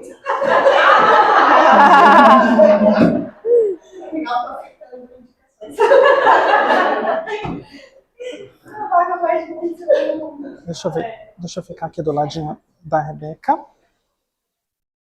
Ó, digitou lá, estudo de caso para vaga de vendedor. Isso no chat. O chat GPT, ele já te dá o estudo de caso, de graça. Além dele realmente colocar o problema, ele ainda vai te dar a solução. Então, assim, ó, tá perfeito. Vamos lá, ó. Olha o contexto. Aí isso você pode colocar pro candidato. É só fazer um copia e cola ali, direitos autorais não tem. Copia e cola e beleza. Você foi contratado como vendedor em uma loja de eletrônicos de renome em sua cidade. A loja está lançando uma nova linha de produtos eletrônicos, incluindo smartphones, tablets, laptops, acessórios relacionados. A gerência espera que você utilize suas habilidades de venda para impulsionar as vendas desses novos produtos e aumentar a base de clientes da loja. Aí tem uma descrição do caso. Eu estou lendo para vocês para contextualizar, tá? A nova linha de produtos eletrônicos recebeu uma recepção morna nos primeiros dias desde o lançamento. Os clientes parecem hesitantes em adquirir um novo produto, citando preocupações como o preço, a qualidade e a falta de familiaridade com a marca. A gerência está ansiosa para impulsionar as vendas e precisa que você desenvolva uma estratégia para aumentar a aceitação dos produtos entre os clientes e fechar mais vendas. Aí vocês podem, isso tem mais coisa, mas para resumir, vocês podem copiar isso e coloca no final. Como você, diante das suas habilidades e experiências de mercado, encontraria soluções para reverter esse caso. Ponto. Matou. E aí, vocês deem um papel e falam, ó, você pode colocar, como que você poderia resolver essa situação para mim? Escreve aí, eu vou te dar um tempo, e beleza. A pessoa vai escrever, e a pessoa vai falar ali, e tudo mais. O que você vai descobrir com isso? Se essa pessoa vai ter habilidade de trabalho em equipe, se ela vai ter uma visão estratégica de mercado, se essa pessoa vai ter uma visão econômica, sei lá, se essa pessoa está antenada com relação à questão de rede social, qual é o público que essa pessoa vai buscar para realmente reverter essa situação. Olha quantas coisas. Você vai dar a possibilidade para a pessoa falar ali e ela escrever, né? Escreveu? Aí você vem lá na parte em que o próprio chat te dá de solução e compara o quanto que se aproximou e o quanto que não se aproximou. Pronto. O candidato que se aproximou, belezeira, fechou. Então é uma alternativa. Você dá a possibilidade para que aquele candidato ele se mostre para a vaga e você não coloca ele num quadrante que nem o DISC. Certo? Pode voltar lá, Beca. Tem em vendas, você pega pessoas de segmentos diferentes, como a gente tinha falado. E você dando uma situação assim, você compara se a pessoa está cumprindo o mercado em que ela se candidatou para a vaga. No exemplo das meninas, eles são atacados. E muitas vezes a gente pega vendedores do varejo, então eles não entendem o público que elas querem conversar. Então aqui você já consegue, essa pessoa ia procurar o quê? Lojista ou consumidor final? E muitas vezes esse vendedor não vai ter um treinamento, né? Então se ele já tem essa visão, a empresa é venda atacadista, então tem que procurar lojista, sacoleira, uma busca, então você já vai ver o que está à frente. E se não serviu para você, compartilha com o coleguinha, tá? Pode passar. Gente, ó, só fazendo uma observação, né? Claro que, assim, você não vai usar isso para todas as vagas. Por exemplo, você não vai fazer isso para o borracheiro. Então, assim, tem que ter bom senso. Vagas estratégicas, vagas pontuais. Assim, é isso, tem que raciocinar. Eu tô apelando mesmo agora para o borracheiro, não tem ideia. Eu trabalhei na minha fase e, assim, eu fiz muito lá. Era loucura, então, tipo, 200 300 programação no mês. Ia começar uma hora e meia da minha fase. Não. Tem. E assim, era muito constatação. E assim, o pessoal é pessoa simples, né? Às vezes o cara não sabia ler, mas ele sabia operar uma máquina de R$1 milhão. Ninguém sabia. Pois é. Então, assim, o processo era completamente diferente. A pessoa sabia ler, não sabia. Era super simples. Mas o cara sabia operar uma máquina de R$1 milhão. Muito legal, acessibilidade, né? Bom, gente, contrata-se pela técnica e demite-se pelo comportamento, né? Foi o que nós começamos falando aí, né? O comportamento é que dita todas as regras aí. Então, assim, a técnica a gente desenvolve, a gente ensina, a gente manda para o curso, manda para psicólogos, né? Chegou um psicólogo ali também, mas o comportamento é terrível, então a gente acaba demitindo por isso. Inteligência emocional, né? Muito importante, técnicas profissionais e estatísticas, né? Quer falar um pouquinho dessa estatística, filho? Essa estatística é de 9 em cada 10 pessoas, isso é pelo G1, de 9 em cada 10 pessoas hoje, elas são contratadas por técnicas, como a Silvia disse, e elas são demitidas por comportamento. Então, assim, você tem um currículo maravilhoso, você faz tudo isso, e por comportamento você acaba demitindo a pessoa. Então, é complicado, né? É algo que, inclusive, prejudica a nós. Isso aí. Eu fico aqui.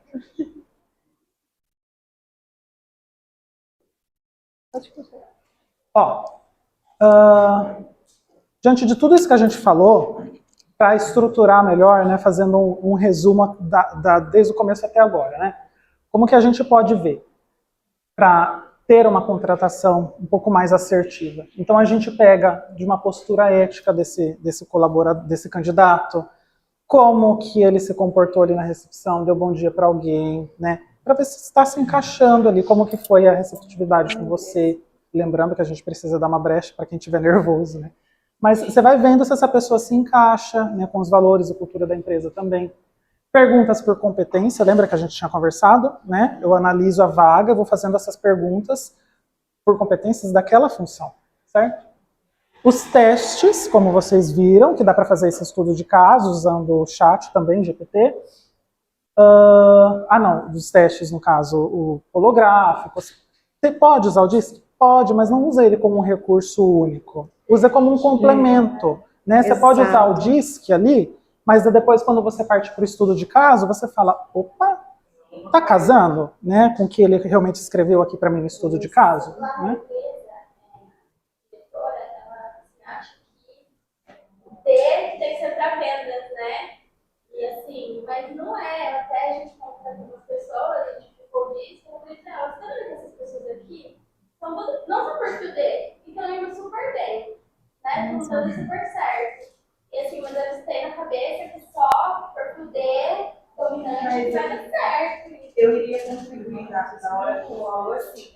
Eu acho que o problema não é a ferramenta, é o avaliador. Exatamente. É isso mesmo. Porque ele tem que olhar como atividade. Personalidade, ela é o quê? Influência.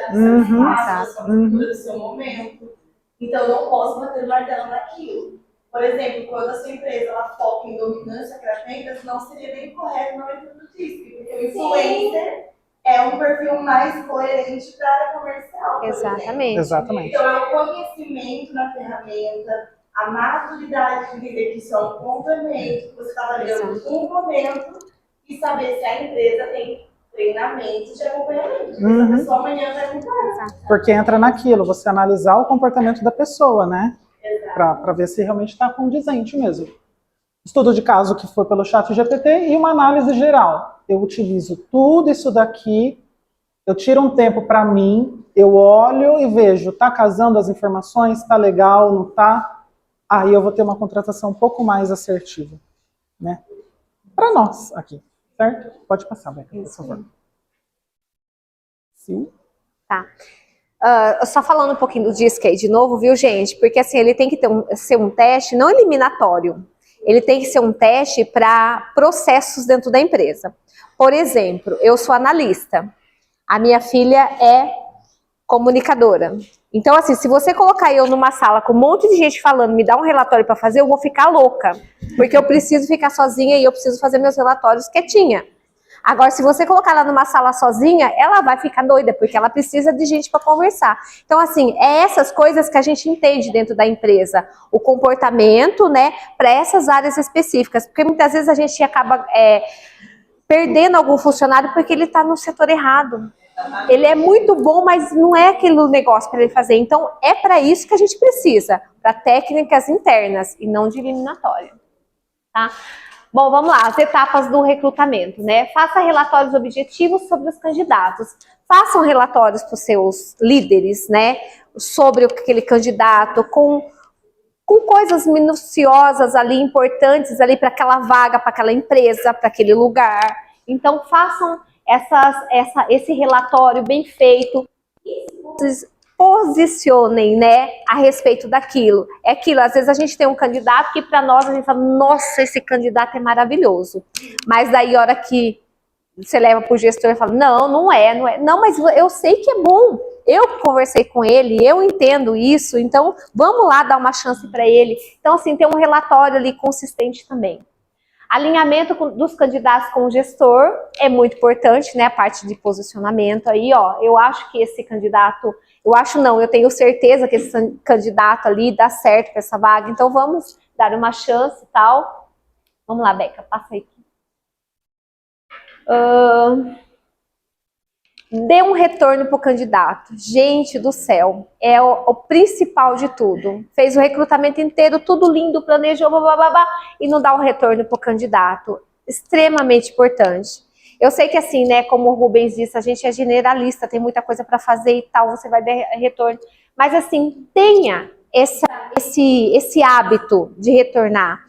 Pegue nem se for a mocinha lá da recepção e dá esse retorno. As pessoas estão necessitando, elas precisam daquilo, né? É compromisso que a gente tem com ela. Indique o candidato não aprovado para outro colega. No caso, se você tiver um borracheiro, dê para a Priscila, pelo amor de Deus. Tá? Então a gente faz muito isso dentro do grupo, né? Então isso é legal. A gente divide aí os nossos candidatos. Checklist para os aprovados. Gente, é importante. Aprovou, tem que ter um checklist, né? Muitas vezes o candidato fica assim, mas o que eu faço agora? O que eu vou fazer? Para onde eu vou? A gente precisa ter processos prontinhos dentro da empresa. Checklist para ele, ó, acabou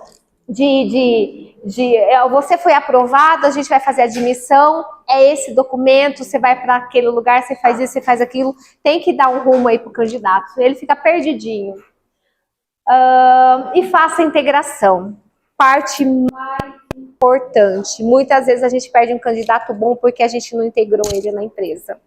Né? A gente chega e fala assim, ó, aquela mesa é sua, senta lá e faz. Aí o cara fica, meu Deus, mas que hora... Aí tá vendo lá o colega comendo, fala, mas será que eu posso comer também? Será? Então assim, gente, a pessoa não sente parte da empresa, ela vai embora.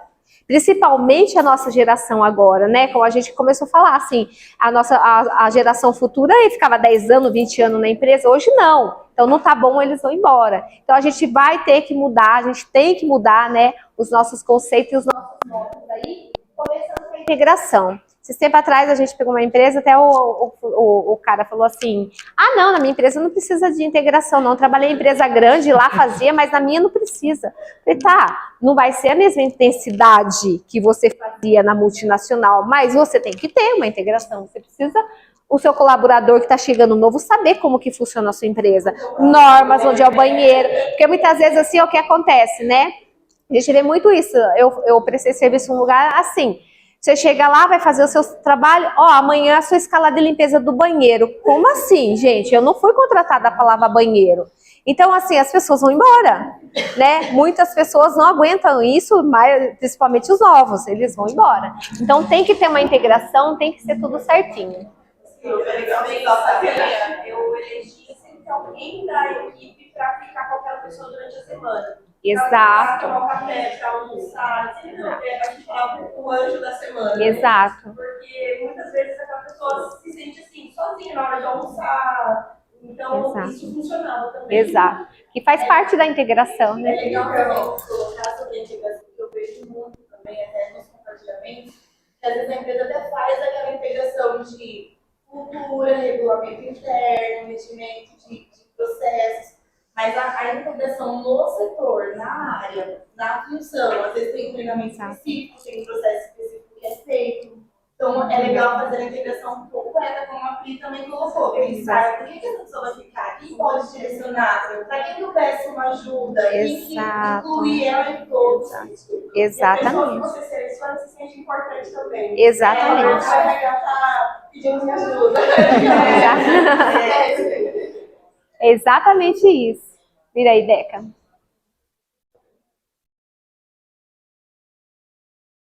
Recrutamento interno, né? Abrir a vaga interna também para os interessados, alinhar com os líderes, gestores, possíveis candidatos. Isso também é importante, gente, a gente abrir também, né, as vagas aí internas. Muitas vezes a gente tem funcionários lá que pode, né, ser remanejado para outro setor, se dá bem, a gente acaba indo buscar lá fora e não dando essa chance e aquela pessoa acaba indo embora também. Então a gente fica também à mercê aí dele ir embora. Rever os resultados obtidos do plano desenvolvido, do desenvolvimento individual, também é importante. Rever o currículo do colaborador para checar investimentos que tem feito em sua área. Pode passar, Beca. Gente, não se esqueçam de responder a pesquisa. Isso, já está acabando aqui, rapidinho aí, que já está em cima da hora. Vamos lá. Mensurar os dados mensuração dos dados indicadores, calculando os custos, posicionamento por embasamento e diversidade e equidade. Gente, a parte muito importante aqui, ó, é você ter dados para a empresa, você mensurar para ele quanto que custa a sua contratação, quanto que custa admitir, demitir. Oi, bem. Gente, é o QR Code, tá? Então vocês leem, aqui vai ter um questionário que vocês respondem. Pode responder rapidinho aí, porque daqui a pouco já vai sortear, hein? Então, vocês terem, tá, gente, mensurado aí todos os indicadores é muito importante, porque às vezes, assim, o recrutador fala assim, não tá bom, manda embora. A gente contrata outro. Mas quando você traz na mesa para ele quanto que custa, ele falou, opa, peraí, vamos pensar um pouquinho mais, né? Porque é mais barato você desenvolver do que você mandar embora, de ficar contratado, isso é óbvio. A relação do feminino com o RH é que, na sua grande maioria, não possui visibilidade e credibilidade, falta de apoio, né? É o que nós temos. Então, vamos nos posicionar. Pode virar, né? Custos dos indicadores. Sim, vou correr rapidão para dar tempo de vocês irem para o rodeio.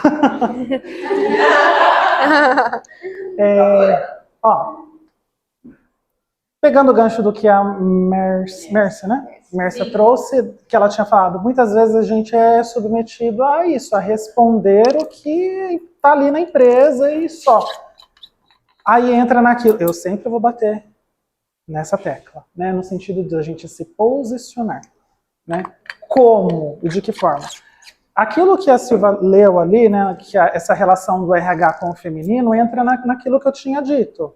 O RH muitas vezes é colocado nessa posição de não tem voz, não tem visibilidade, é deixado de lado, faz aí. E a gente, no nosso setor, a gente precisa ter um papel crucial de estratégia mesmo do que a gente está fazendo. Porque a gente soma. Se a gente coloca funcionário dentro da empresa, né, por que a gente não vai ter todo esse trabalho mesmo de dinâmica de fazer parte também desse jogo? Então aqui eu trouxe um dos indicadores que eu utilizei lá na Sirius, eu comecei a fazer isso esse ano, tá? Então tem pouquinhos resultados aqui. Eu fiz 33 entrevistas de fevereiro até... Aliás, eu agendei 33 entrevistas de fevereiro até essa semana, certo? Mas assim, eu agendei, porque surgiu uma vaga aqui, depois passou um tempo, abriram de novo outras vagas, aí eu fui agendando, deu um total de 33 entrevistas agendadas, acumulado de fevereiro até agora, tá? Dessas 33 entrevistas, 12 não compareceram, 8 foram reprovadas por questão da entrevista que eu fiz, não se encaixou na vaga, 6 pessoas desistiram, ainda estou em análise com 3 aqui, com 3 pessoas que eu estou olhando, estudando um pouco mais. 2 pessoas foram contratadas, semana de teste está uma pessoa aqui, e desistiu da semana de teste uma outra pessoa. Então, RH numa vida não é fácil, né? Pode passar, por favor. Aí eu peguei todas aquelas informações e projetei para esse indicador aqui de custo de contratação do RH, certo? Mas é só o RH que participa da contratação do funcionário? Não.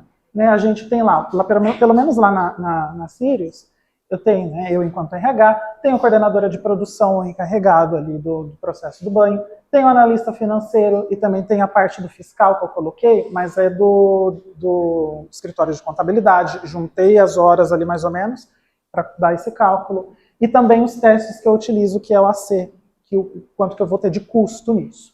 Esse foi acumulado de fevereiro até agora, um acumulado, vamos colocar assim, um acumulado do ano, certo? De custo que a empresa teve só nesses processos de contratação, R$ 1.277,56, tá? Isso em 2 meses. Imagina até dezembro, né? Então teve esses custos, certo? Aí entra naquela questão de cadastro da vaga, eu levei... Eu despendi 31 horas só nesses processos de entrevista que eu estava fazendo.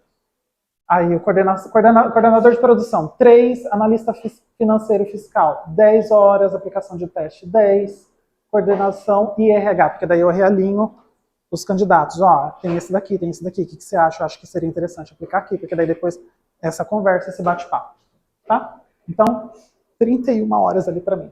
E aí deu esse valor. Aí eu dividi, pode passar, por vaga, tá? Quanto que teria de custo.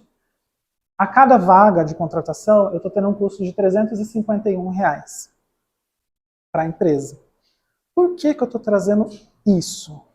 Porque se a empresa está virando para mim e fala assim, manda embora, aí demite e contrata outro. Ok. Porque o líder foi grosseiro com uma pessoa e aí a pessoa pediu para ser mandada embora. Ok. Né? Ou a pessoa, sei lá, não tem um plano de carreira ali na empresa. Ok, né? A gente só vai ficar contratando, mas ó, o seu custo vai aumentando, vai aumentando. E aí? E é nisso que a gente vai utilizar como uma forma estratégica para a gente dar o checkmate. Fala assim, ó, você está percebendo que se a gente não treina, não desenvolve a liderança para parar com briguinhas e tudo mais, vai ter custo para você na contratação? É mais gente que sai, mais gente que contrata? E vai ter custo. Você percebe que se você não dá oportunidades no sentido de fazer um plano de carreira, você vai ter custo também, porque a pessoa vai sair daqui e vai ter que contratar gente. E você percebe também que eu, enquanto RH generalista, estou gastando 31 horas do meu tempo para ter que fazer tudo isso daqui, sendo que eu poderia estar pensando em outras maneiras, em outros processos, para estar realmente agregando ainda muito mais para a empresa. Então, o que eu quero trazer com vocês com relação a isso? A gente tem ferramentas que a gente vai utilizar, que entra naquilo que a gente discutiu no fórum. Eu preciso acessar a linguagem deles. Eu preciso ir ali, ó. Se é no bolso que pega, então é no bolso que eu vou ir. Porque não adianta, muitas vezes a gente entende esse processo de comportamento, de treinamento, de avaliação, porque é a nossa realidade, mas a gente precisa fazer isso, ó, ir para a realidade do outro, entender aqui como que funciona e a gente trazer isso para cá também. E a gente vai trazer usando esses indicadores para apresentar para lá. Oi? Certo? Questão da diversidade, que foi o que a gente conversou. Você, RH, me patrocina. Eles publicaram uma reportagem falando assim, ó, as vantagens e desafios da diversidade. Aí está falando aqui, ó. Empresas com mais mulheres acho que é C-Level, né, conseguem um aumento de 34% no retorno aos acionistas. Empresas com pontuações de diversidade acima da média geram 45% de sua receita proveniente de inovação, enquanto aquelas abaixo da média ficam em 26%. A importância da diversidade, né? Porque é uma questão de orientação sexual, porque a pessoa é uma questão racial, porque a pessoa é uma questão de religião. São pessoas que estão aí que podem agregar. Se quanto mais eu ficar vendo tudo isso daqui que está na minha frente, e não ver o que está atrás, o quanto que essa pessoa pode somar, eu vou ter impactos. São dados. Dados. Pode passar. Tá terminando. Mas... Vamos lá, posicionamento para embasamento. Conhecimento do negócio da empresa é muito importante, né? Aquilo que a gente começou falando lá, os processos da empresa, conhecer a empresa, captar a visão da organização. A gente também tem que captar, né? Que o Rubens disse. A gente entende de pessoas, o empresário ele entende do bolso, então a gente vai no bolso dele. Então a gente captar a visão da organização também. Breve conhecimento econômico, né, que foi o embasamento que ele deu aqui pra gente. Influenciar líderes e colaboradores em prol de objetivos da empresa. Gente, isso é muito importante, né? A gente trazer os colaboradores ali para entender quais são os objetivos da empresa faz toda a diferença. Ele se sente ali parte da empresa, integrado na empresa. Apresentar indicadores e custos, né? Foi o que o Rubens acabou de falar. Tudo a gente tem que medir. É importante a gente medir tudo e passar para o empresário, para ele saber quanto que custa. Todas as coisas que a gente faz no RH. E posicionamento, que é uma coisa que a gente está falando sempre, né? Se posicionar, como a Jaila disse, desconstruir, construir novamente, porque estamos aqui para fazer a diferença, né? Então, com esses dados aqui, a gente pode ser melhores, né, RHs, ser melhores mulheres, né, para as nossas mulheres que vão vir aí como contratadas. E com esse posicionamento, a gente pode mudar tudo. Pode passar. Não, sem perguntas, sem... Não? Eu vou encerrar. Eu quero agradecer a participação de quem assistiu até agora no YouTube. Estamos ao vivo. Obrigado por vocês. Pode mostrar vocês? Pode?